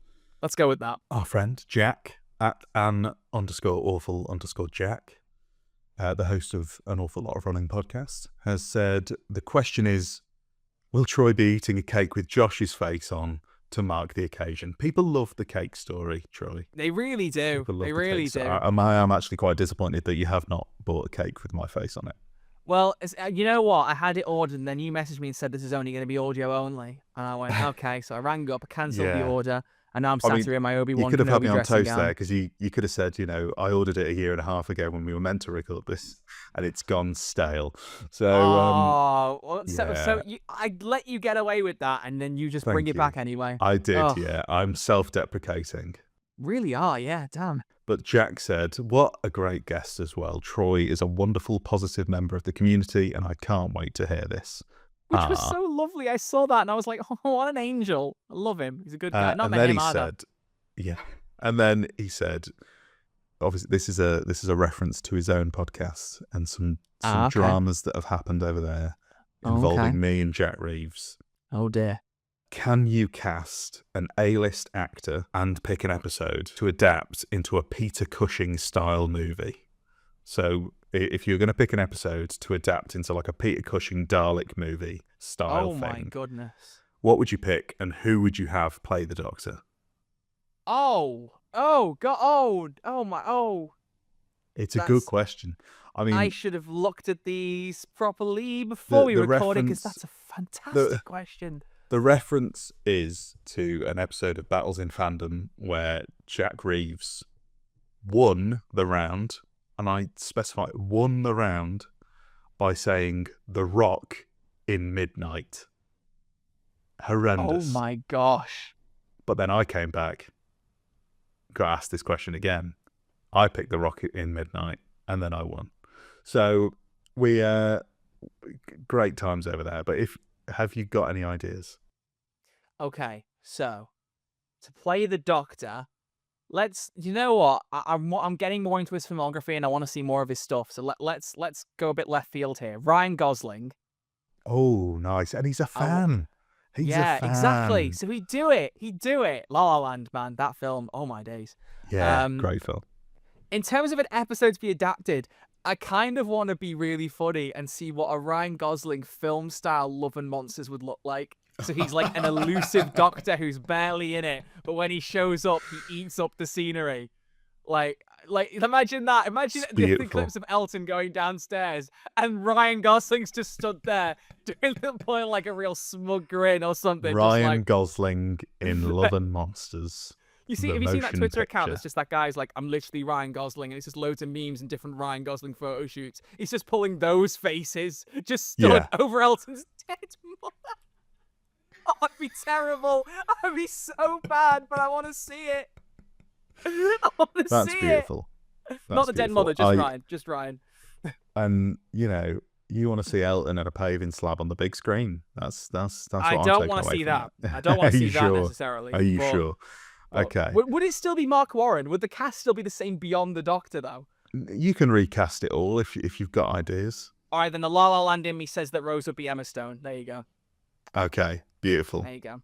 Beautiful. But Elton will still be Mark Warren. No one else can play that. And Just the Mark other Warren. still Yeah. Peter Kay. Okay. Love that. So it's basically just the same episode again, but with Ryan La La Gosling and Emma Monsters. Stone popping up for about a minute here or there.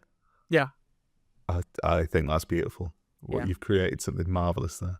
Yeah, Elton hears a strange noise downstairs, and then in the background, just City of Stars. It's like, what's going on down there? A question from Instagram from our Ooh. friend Dominic G. Martin at Dominus of Time on Instagram. Good man. Which is your preferred game? Sonic Adventure 2, Oh god. Frontiers, Oh. Generations, Oh. or Shadow Generations? Oh, come on, Dom. What are you doing to me? He's gonna be very angry. Like, any Sonic fan is gonna be really angry when I say this. And hopefully by the time this goes out, it will have changed. I haven't finished Shadow Generations. I started playing it on stream, Dom, and I said I was gonna Troy, finish it how on dare stream. you? And I haven't I'm got around. No, feigning trust their me, anger you'll be for livid you. because I'm livid too. I'm really annoyed. Said I would finish it as a live stream, and I haven't gotten around to it, and I didn't decide to play it casually, and I'm really annoyed at myself. So I think I'll probably just play it in one sitting by myself at this point. But I think even despite how good I was finding that, it's got to be Frontiers. Sonic Frontiers is like my favorite Nice. Sonic game. Fantastic. Well, my limited experience with the Sonic games, I had a love affair and obsession as a child with Sonic Heroes. Is that a loved game yes. within the Sonic? Yes, within the it's Sonic. fantastic. It's a good one, isn't it? I enjoyed Yeah. that. I had a great time with Sonic Heroes. I remember playing Shadow the Hedgehog at someone's house as well, Which and is loving peak, it. by the way. Yeah, great. So I've had good experiences then. Good. With You have. Sonic Yes, games. you have. The next question is from Richard, another friend of the show at Clever Dick Films, someone Oh. who's also been on a quiz show.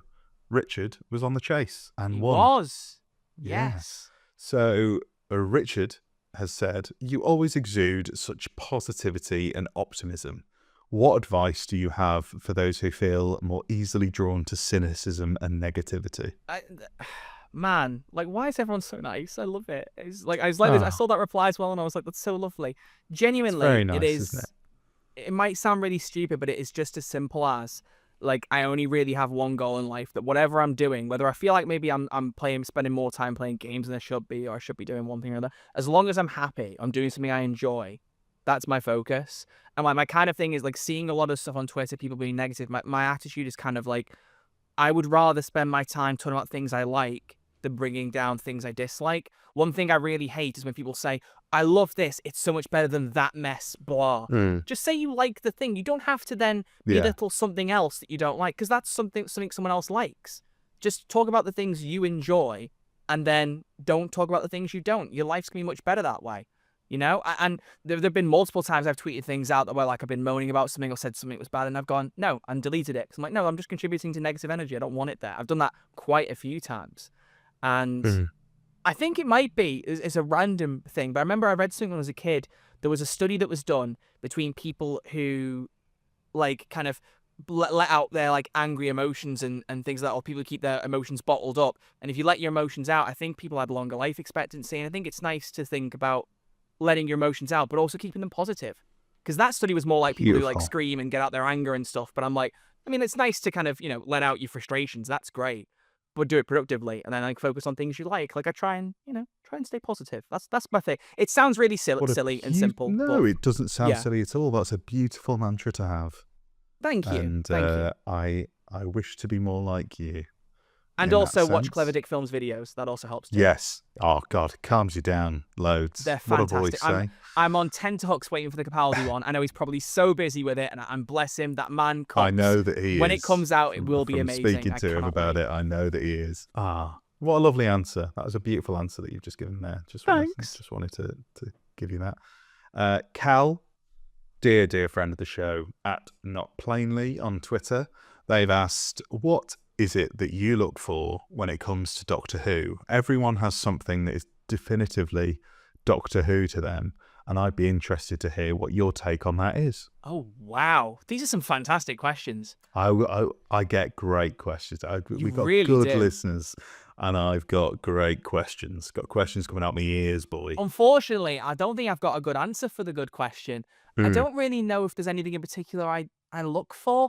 I think I just kind of, I will watch it regardless. Like I said, like, I'll always be watching the episodes. And I think, I don't know. I think I will just come out of it and be like, I'll more judge it as to how much fun I had with it rather than whether it was good or bad. It's only very rare I watch an episode and go, well, that's a pretty bad thing, or I don't really like that particularly, like, oh, that's Orphan 55, or, you know, like, no. Orphan 55 has good stuff to it as well, but whatever. Yeah. I've talked about my thoughts on that before. I don't need to waste time. As I said, let's be positive.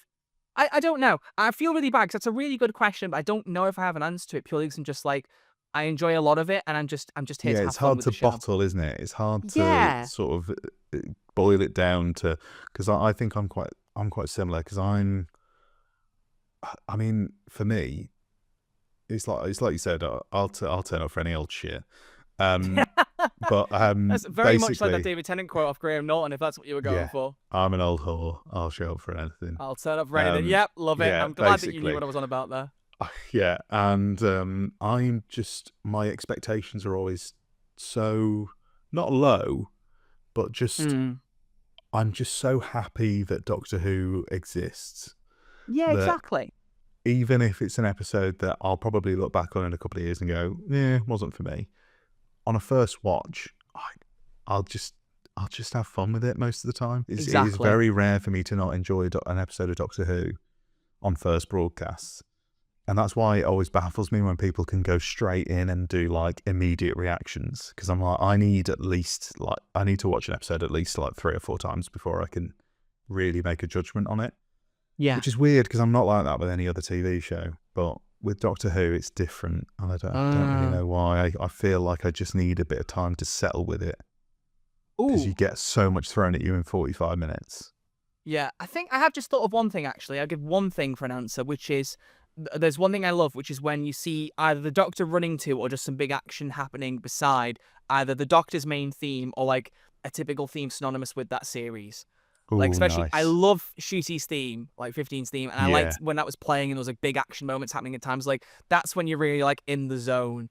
And like, especially one of the other big ones is Capaldi with his theme. Whenever he's doing Yeah. something, you just hear like, oh yeah, we're cooking now. We're cooking with Yeah. gas. Or And Matt with obviously I Am the you've got Doctor. I Am the Doctor. Yeah. They play basically every time somebody breathes. Or David with All the Strange Creatures. Yes. I Yeah. mean, you hear dun dun dun dun dun dun dun, and that's it. You're in. Even if you were kind of like not paying attention, just like, oh, sit up, tuck in, get ready. This is exciting. It's just fantastic. Yeah. So No, music's a big thing, actually. Yeah. Yeah, the music is a big thing. Music's There a you big go. thing for me. That as feels well, appropriate Doctor for me Who. because I'm pretty sure when my Spotify Wrapped comes out, which I think that'll probably be after this comes out, right? I'm fairly certain that Baldur's Gate 3's composer is going to be my artist of the year. I have like a stats thing on Spotify that tells me my stats, and I don't think he's going to get beaten because I was just listening to that soundtrack so much for the first third of the Murray year. Gold might be up there for me this year. He's popped up in mine a couple of times, as has Yeah. Sega Sound Team, but that's mainly because I just play a lot of Sonic music in my stream intros, so it just creeps up there. Yeah, lovely. Well, the next question, again, another platform from Blue Sky. Jeff Lynne himself, Mr. Blue Sky? Also, this could age terribly because if Blue Sky just tanks and fails and no one's on it anymore in like 2 weeks' time when this comes out, I'm hoping it'll stick because I am enjoying it over there. It's a lot nicer, isn't it? It's a lot. I've noticed quite a few people who more aren't like positive. necessarily huge on Twitter who have like a few thousand on Blue Sky and places. I'm like, oh wow, people have been set up here for a while. People are actually sticking to moving over. I think I've got a foot in both at the moment. I can't really. Same. I still can't give up Twitter, even though it's a hell pit. I always and I have hate it. I always have like a set number of windows open on my computer whenever I turn it on. On the first three are always Facebook, not even Facebook itself, a Messenger, Facebook, YouTube, and Twitter, and now Facebook, YouTube, Twitter, and Blue Sky. I have got them both open, and I do check them both.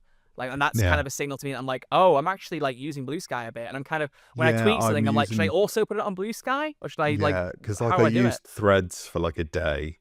Didn't like and then Threads. I just didn't go back to it, but Yeah, Blue I don't Sky like that. I am sticking with, and I am enjoying it. And this question is from Blue Sky. Okay. It's from the Beast Boss on Blue Sky. Oh, one of our most common listeners on Who's There, and one of our big Really? patrons. Oh, yeah. He pays us a lot of money. He's a lovely. cool guy. I like him purely for that. No, I don't like it. I've met him. He's lovely. He's a lovely guy. Well, if you're listening, the Beast Boss, there's other podcasts out there, you know. Well, he probably is. You know, he's listening to this one. Don't Mr. spread his Steele- attention too far. We Mr. need him Steele, on your ours. listeners here. Sorry. Well, what episode does Troy think the Daleks are scariest in? It's a great question. Wow. Bring that source to Who's There, Beast Boss. Good grief. That's fantastic. I need to give this some serious thought for a second, because that is... I think... I've got two answers. I think one would be the original Dalek, for obvious reasons, because it's showing you how much one Dalek can accomplish and how terrifying that can be. Mm-hmm. I would also say the Stolen Earth, because I think there was a really good fear factor to them, like invading the planet, moving the Earth, and then also, in particular, that pretty dark scene of the mum and dad and the kid going back into the house, and then Daleks just lighting the place on fire. Like that's almost too dark for Doctor Who. Yeah, and I think sometimes the fear of the Daleks is... I think the thing that makes a Dalek scary isn't the Dalek itself, usually. It's the reaction of other characters to it. True. There's a good comparison there with Journey's End, because obviously the end of Journey's End, you've got them kicking and spinning them like they aren't really a threat anymore.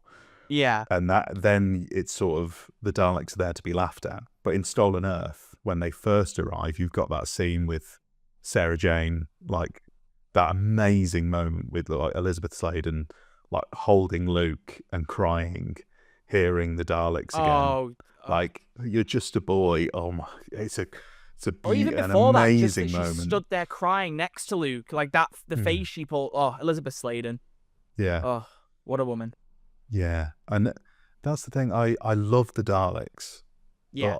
But I think they're imposing, but they don't often, especially in like sort of New Who, feel like they don't often get to be as scary as they can be. Right. Yeah. Like when I go back and watch, I think black and white Dalek stories, there's something about it, just an eeriness, the sort of power of the Daleks. Right. Okay. Because that's so well animated, and they just loom. They're not shouting all the time. They just loom, and they just glide, and they're just so quiet. They don't really say things all the time, and they've just, because the little eye on the end just moves, and you just get like little Dalek squints, and they're so silent and really eerie. But yeah, no, you've picked some good ones there. I think Stolen Earth, they're definitely very threatening in Stolen Earth. 100%. Another question? We've got loads. Something by the Sun at something Payday. So this is a Payday person coming over. It is. We've got someone who shares your joint loves for Payday and Doctor Who. And somebody who I know I've got into Pale Ways because I scream about that band so much. I remember they replied at one point when I've got into them and they're really good. I'm like, oh, there you go, my effect. Well, you may have an opportunity to get them into something else here, because this is a big question for any Doctor Who fan. Where is the best place to get started with Doctor Who? Oh man. Oh, what a loaded question. We should both that answer is. this. I want to see what your take is as well. I can answer. Yeah, go ahead. Okay. You go first. There are multiple, but I think really, even despite the rebranding of it being a season 1 with Shooty, I think it's still like it's the most basic ass answer. But it's 2005 series 1, Christopher Eccleston, Billy Piper with Rose. It's always going to be my main answer, to be honest. Yeah, because it's my favourite series as well. So it's my favourite series. It's how I got into Doctor Who, and series 1, 2005. If I was going to pick some alternatives, if you wanted to take a different route, I'd actually say one good one is How You Started. Smith and Jones, yeah. Series 3, place. Episode 1. But if you're going to start at Smith and Jones, I feel like just go back 2 more series and just start at series 1. Like, you're going to get to Smith and Jones anyway, because you'll clear through for the first 2 series. Series 5 is always one that pops up, which is good, because the 11th Hour is just the best series opener, I think, out of the lot of them. It's not one for me, because I'm a completionist. If I'm watching something, I have to watch every single episode. Start to finish, yeah. Start to finish. So, and it's not like you don't really have this conversation with many other shows, really, other than like Star Trek and Star Wars and stuff. I'm sure there is something to be said for just going in and just picking an episode that sounds like it appeals to you. Like, just go for anything. Just something. I think as well, if you watch it with another Doctor Who fan, if you have a Doctor Who fan that you know, get them to just pick a random episode and stick something on that they love, and hopefully the passion for it sort of seeps in. And then there's a couple in Classic. If you wanted to get into Classic, I think Spearhead from Space is a good place to start. An Unearthly Child is tough because it's just early 60s Who is not very accessible to a modern viewer. And, it's hard to get into. If you want to go down that route, I'd maybe recommend easing yourself in with maybe a bit of Pertwee and Baker first, or maybe a bit of McCoy, something that is a bit closer to, like, not exactly closer to modern Who, but it's a little bit closer than what 60s Who is. So yeah, maybe Spearhead from Space, maybe Robot, they could be good jumping on points. But just wherever you land. That's why I always ask at the start of the podcast, where did you start with Doctor Who? Because it's so fascinating hearing other people's stories. Like, we've had guests on who haven't even started with TV Doctor Who. They've started with books, or they've started with comics and stuff, and I find that fascinating. Yeah. Great so question. There's a lot of answers there. I think the best one is Rose. I think Series 1, 2005, Rose, you get a good taste of Doctor Who from there on. Exactly. And knowing that there is history before it, but you don't need to know it, and you'll pick it up as you go along.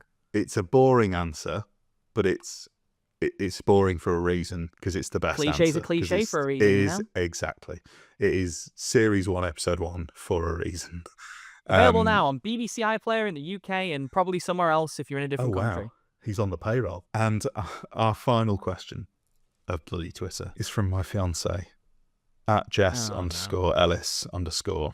She's asked. What is this, a nepo question? She's legally obligated to be in here because she's the fiance. Ugh. I'm joking, Jess. And you're lovely. Also, I'm kidding. She's asked, how many weight divisions are there in men's professional boxing according to the World Boxing Association? I made I'm that joke. so sorry, Troy. I knew it was coming. So sorry, Troy. Haven't met Jess like I haven't met you, but you're both lovely, and I hope I get to meet you both at some point. But Jess, you are evil for this question. I abstain from answering because this was the question that screwed us over in Limitless Win. We got down to sudden death, had no lives, and that was the question that came up. I mean, Look at a picture of me and then ask horrible if you question. knew if I would know about the boxing division. Like, would I know? Ironically, the answer is 17, and I remember it because the final two answers in Limitless Win both had meaning to us, the correct answers, because the previous one was the maximum or minimum, I can't remember which one, number of dogs in sled racing or winter sled racing. I can't remember the actual name of the question. We said 12, the answer was 14, my mum's lucky number. And the final answer, the boxing one, was 17 weight divisions. And it's an infamous bit in Who's There where Crispy did a quiz about Doctor Who, and it was all multiple choice. He'd give me answers, and I got them all right, I'm pretty sure. But one was, how many DVDs are there with the Easter egg on in Blink? And before he even gave me the options, I went 17. And it stunned him how I just knew that. So both those numbers had significance, and we didn't get either of them, which is ironic. But I'm sure if given the chance, you wouldn't have traded that answer for the one on Limitless Win, would you? You know, the Doctor Who quiz with Crispy means more to you than anything you could have won. Than £1.25 million? Don't make me make that choice. I love Crispy, but that cash would have been good. We're in a cost of living crisis, fella. Come on. I'm sure, man. I'm sure. Well, if it helps, I think of myself as quite a good quizzer. I was nowhere near it. Near. I think I said like 4. So it was a hard set of questions. Like, it was a horrible question to get. Yeah. Horrible question. And that was a question from my horrible fiance who decided to ask you that. In return, I want a ticket to the wedding. Thank you very much. Okay. When she tickets, a ticket yeah, to it's the gonna be a event, like ticketed going event, to isn't it? Glasgow. Yeah, it's gonna be a meet and greet. I thought, is that not how it's working? No, unfortunately. There's gonna be a photo I wish it opportunity was, with you. because then there's a way to make money from it. Yeah, that's something that's happened since the podcast. I don't think I've mentioned that since the podcast was last. I'm engaged now. I'm getting married. So, woo-hoo. And I definitely did not egg her on to tweet you that when she was typing it up. Anyway, moving on. No, you didn't. Oh, you little devil. It's good for the podcast. What's good for the podcast is good for us, Troy. I've been here for 2 hours. You built up my trust, and then you take it all away like that with the snap of a finger. I'm so sorry. And You will with a snap of the finger, we are out of bloody Twitter, and we are in to our last segment. Again, it's been a while since I've strolled down here. There are some dust bunnies in here. I've got to get a feather duster out for this, get the Hoover out, clean up the corridor of fame. Have you ever been limited by who you were before? One day, I shall come back. Yes, I shall come back. Our lives are different to anybody else's. That's the exciting Dear? Sarah Jane? Do I have the right? Some people's small, beautiful events is what life is all about. Unnecessary compared to us. 10 million years of absolute power. That's what it takes to be really Every great decision creates ripples. Like a huge boulder dropped in a lake. But it was a childish dream that made you a doctor. You dreamt you could no more.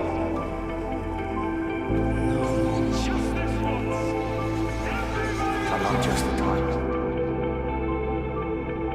I'm the last of the kind. It just disappears, doesn't it? Everything you are gone in a moment, like breath on a mirror. I do what I do because it's right.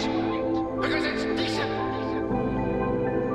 And above all, it's kind. Love abides in the face of everything. So, for anybody listening at home who is not aware of the Corridor of Fame, I'm hoping there's some new listeners who may not have heard the podcast before. If you are enjoying the back catalogue, you may be aware already, but if this is your first time here, the Corridor of Fame is essentially a hall of fame for Doctor Who, where my wonderful guests pick a person from the history of Doctor Who, whether it be an actor, a writer, a director, a creator of some sort in the realm of Doctor Who, that means something to them and they think deserves some sort of praise, whether they're an unsung hero or whether they're a legend in and of their own right anyway. All of the doctors are already in, they're already selected, they are taken, they get honorary status anyway. So Shooty's in here already, don't you worry. But who is going to join them? Troy, you said you had a couple of ideas. I have two ideas, and I'm not even sure how to pick between the two of them. You're still not sure. You're still not Still sure. not sure.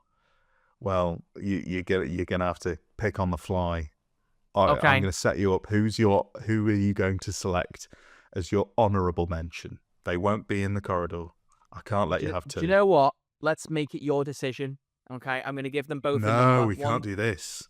Oh, we're doing it. Oh my god. We're doing it. Because I'll justify them Okay. both, but only one goes in the corridor. Okay? So one of Okay. them is number 1, one of them is number 2. You have to pick a number. Oh, it's a random pick. It's a random pick. Wait, hang on. Number 1 I'm or gonna. number 2? Have I got a coin or anything? I have, but I'm just letting you pick the number. I've got unfortunately slightly rusted smile badge from the Happiness Patrol. Oh, wow. If it lands on the face, it's number 1. Okay. If it lands on the pin side, it's number 2. Okay. So we're leaving this up to the fate We fate are. of the gods. It's pin side. It's number 2. I'm kind of glad that it's this one, to be honest. I'm kind of Okay. glad. Well, who was number 1? Number 1 is Billie Piper, because I don't know why she's not been credited yet. I really don't, because, like... Well, this she is was the thing. That sometimes people have their own choices. People have And they're stupid. preferences, and people also assume, oh, this person's going to get in eventually, but it doesn't always work. We're 50 episodes in, and there's some big legends who are not in here yet. Well, purely because she hadn't done a lot of big acting before that or any, and she was mocked for like being a terrible choice, and she proved everyone wrong. Rose is still a fantastic, iconic companion, and she deserves a lot of love for it. An amazing success story. Yeah. Amazing success story from Doctor Who. But not too far away from Billie Piper, our actual choice is Catherine Tate. Oh, beautiful. Because beautiful. Again, someone that I can't believe isn't in there. She is now. But this is the thing. There are a couple of things. For one thing, and these are the things I only found out as I got older, which is almost kind of makes it more beautiful, is that I didn't realize when The Runaway Bride first came out, people loathed Donna, thought she was too loud, too annoying, and then the idea of her doing a full series, there were a lot of people who weren't interested in that. And just like Billie, she proved the naysayers wrong, which I loved. Like, she's got a fantastic acting ability, and she's brilliant with David Tennant. But even more touchingly, I've realized more recently, apparently, she didn't look back fondly on Series 4 in the sense of, like, how well received she was. Like, she had a great time with David, but from what I've heard, she didn't think that she was very well loved. And she's discovered through coming back to the 60th and seeing the reaction that actually she was really loved. And seeing her embrace that, like, through hosting the proms is just beautiful. Yeah, that's always a lovely moment, really, isn't it? Because I think maybe there was a bit of stuffiness about when she was in the Christmas special, which maybe she saw and thought, or just assumed that it would carry over to Series 4. But I think very much the general consensus, though I enjoy her in The Runaway Bride as well, I think the general consensus is that when she comes back in Series 4, it's a whole different beast, and she is a phenomenal character, and she does some phenomenal stuff. But yeah, no, it's a lovely pick, and like I went to the proms as well, and she was great form there. She was hilarious because she definitely went unintentionally off script a few times and had to redo a few bits. But she was a great laugh, and I think Doctor Who's got a great history when it comes to getting comedic actors in, and or like Billie Piper as well, similar sort of scenario, isn't it, where even though Billie was coming from a whole different medium, she was a pop star and was coming into acting for the first time, really, but with Catherine, she was really, you would more categorize her as a comedian than you would an actress at that point, definitely, wouldn't you? Yeah, absolutely. Like, you'd say that her acting style was sort of sketch comedy. That was what she was known for. And the fact that she came in and, in that first run of episodes, you've got some powerhouse performances in like Fires of Pompeii and Planet of the Ood. They are like, she shows like a full range of comedy, heartache, emotion, and she's just phenomenal. She's just phenomenal from start to finish, really, isn't she? You've explained it better than I have. I love this. Yeah. Yeah. Exactly. Sorry, I don't. That was your... No, not at all a problem. I love it. Like, that just proves even more why she should be in there, which I love. Yeah. Have you met Catherine at a con? I have, and ironically, that was another one of my favourite stories at the Peter Davison one, which was that, again, I wanted to get a photo signed from her. I think it might have been the same con, because I went on 2 different days. It might have been that con, actually, ironically. I really wanted to get an autograph from her, the photo signed, and I had run out of time because I've been bouncing between different photos and autograph tables, and I got to her desk, and towards the end of the day, the con hadn't actually ended, but she was tidying up, and her barrier was half blocked off, and I couldn't tell if it was like, is she going, is she not? So I just kind of walked past, went about halfway down, and went, am I too late? And then the woman who was running her desk looked at her and went, is it too late? And Kathy went, oh no, go on. So I came down and got an autograph and talked to her a little bit and said how much I loved Donna. And this was, I think, about 2 weeks before it was announced she was coming back.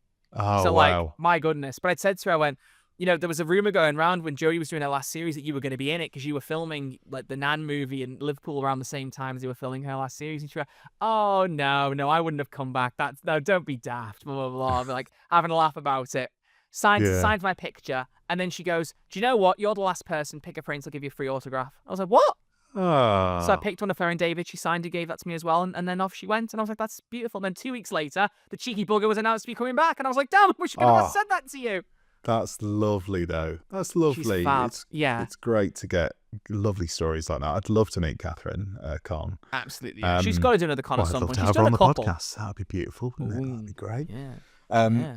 Get her on. Yeah, no, it was lovely to see her back. Like, I think one thing, you know, again, everyone has their own sort of opinions, and on the 60th anniversary, whether you love it or loathe it, or, you know, it wasn't ready for you. I think the one thing that you can't really deny is that the chemistry between David and Catherine is just sort of lightning in a bottle.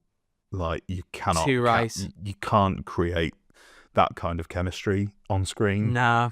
And I think it's you know, David also does seem to have chemistry with in a lot of duos. He's really good, but I think him and Catherine are fantastic together. And just bringing those two back, like I said, no matter what you say about it, you can't deny that their performances in those 3 episodes are fantastic. Wild Blue Yonder especially, I think they're both at the peak of their powers again. And just giving them that short little run just to do one last hurrah together was really, really fun. So what a pick. Great pick. Catherine Tate, legend of Doctor Who, is in the Corridor of Fame. Fan-dabby-dozy. And fan-dabby-dozy indeed. And unfortunately, that means that we are near the end of the episode. It's been wonderful having you here. I do have one final question before we go. Oh, yes. And it's a question that I ask all my guests, and it's a question that I had to answer myself a couple of days ago when I recorded, and I hated it. So I'm sorry for what I'm about to do to you. I do now understand how cruel this is. But in around about a sentence, what does Doctor Who mean to you? And there's Troy's answer. Thank you. Thank you for listening, everyone. Thank you so much. A fantastic show that's always enjoyable, and there's always something good about it. That isn't a great sentence, but it will do. It will sum it up. There you go. No, that's it. You've beautifully. I just opened my mouth and words came out. It's my usual shtick. That's exactly how all of the answers to this question goes. But a lovely way to end. And again, Troy, thank you so much for coming on. It's been a long time coming, as Taylor Swift would say. But that's my joke. You just stole my here. Joke. I did, yeah. Sorry. You thief. Look, that's just what my whole shtick is, mate. I'm a joke stealer. How do you think I got this far? Yeah, I know it all too well by this point. Oh, lovely you. Stuff. Thank you. Lovely Thank stuff. You. Before we go, plug away anything that you want to plug, anywhere you want to send people to, anything you want to promote. This is your floor. You can do it. Okay, make sure that you invest in Bitcoin. No, do not do that. So you can check me out on YouTube and Twitch, and if you want to hear my ramblings, Twitter and Blue Sky and Instagram. All of those are RedArcherLive.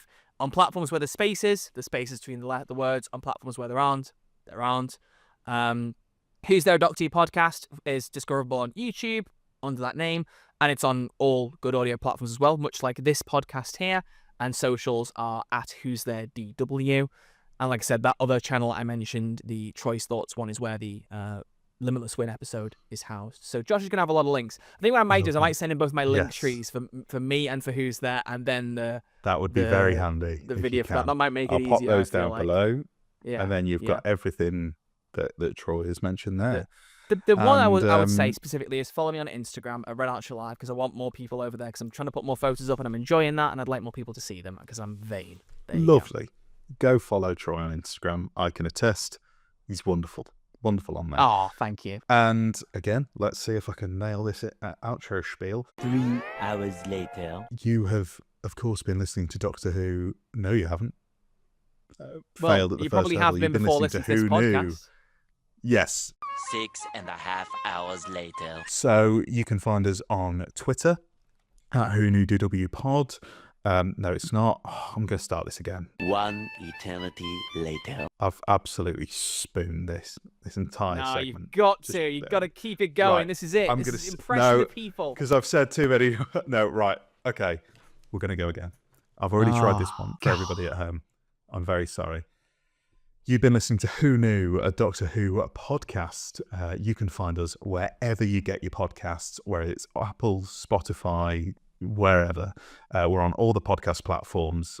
Please give us a rating or a like or a follow on any of those. You can also find us on YouTube. So please subscribe over there. There's no video podcasts at the moment. They may return at some point in the future, but just to ease the load on editing as I get back into the swing of things, we're keeping it strictly audio only, but they will still be all on YouTube, so you can just stick them on in the background and have a listen. But please subscribe there for any podcasts coming on in the future. And you can follow us on the socials on Twitter. It's at Who Knew Podcasts, and you can follow me at Josh Ryan Carr. And it's the same handles over at Blue Sky, because I know a lot of people are moving over there at the moment. But yeah, it's just at Who Knew Podcast bsky.social or whatever it is. On Instagram as well at whoknewdwpod, and you can send us an email at whoknewdwpod@gmail.com. And I believe that's everything. If I've forgotten anything, it will be in the what is the fucking thing called? In the description. Yeah. Forgot the words. I did so well that second time. I got right to the end and forgot the word Everyone's description. fine with it. God, guys, I'm still a little bit rusty, but please bear with me. I am hoping that getting a few of these recordings under my belt will be up and running to my always perfect way that I was previously. You know, I never made mistakes like this before. Believe me, Troy. Anyway, Troy, Josh, thank you once again for coming on and for your patience we finally got here. We made it. Look at us, eh? Pleasure. Look at us. Absolute pleasure, mate. Who would have thought? Not me. It's a joy having you on. Good luck with everything going forward. Good luck with the podcast moving forward. You guys are smashing it. I would urge everybody to go and give it a listen, because it's a lovely listen. Too right. Too right indeed. And yeah, it's been an honour having you on. So thank you. Thank you very much. Pleasure to be here, mate. And thank you to everybody listening at home. I will see you next... No, not next week. We're not weekly anymore, Josh. I'll see you in a fortnight. Thanks for listening to Who Knew, a Doctor Who podcast. You can find us wherever you get your pods and on YouTube. Please give us a like, share, subscribe, and a review if you can. It really helps us out. Massive thanks to Oliver Chenery for the Corridor of Fame intro, and the Sononauts for lending their cover of the Doctor Who theme to be the theme for the podcast. Who Knew is a New Kid Media production.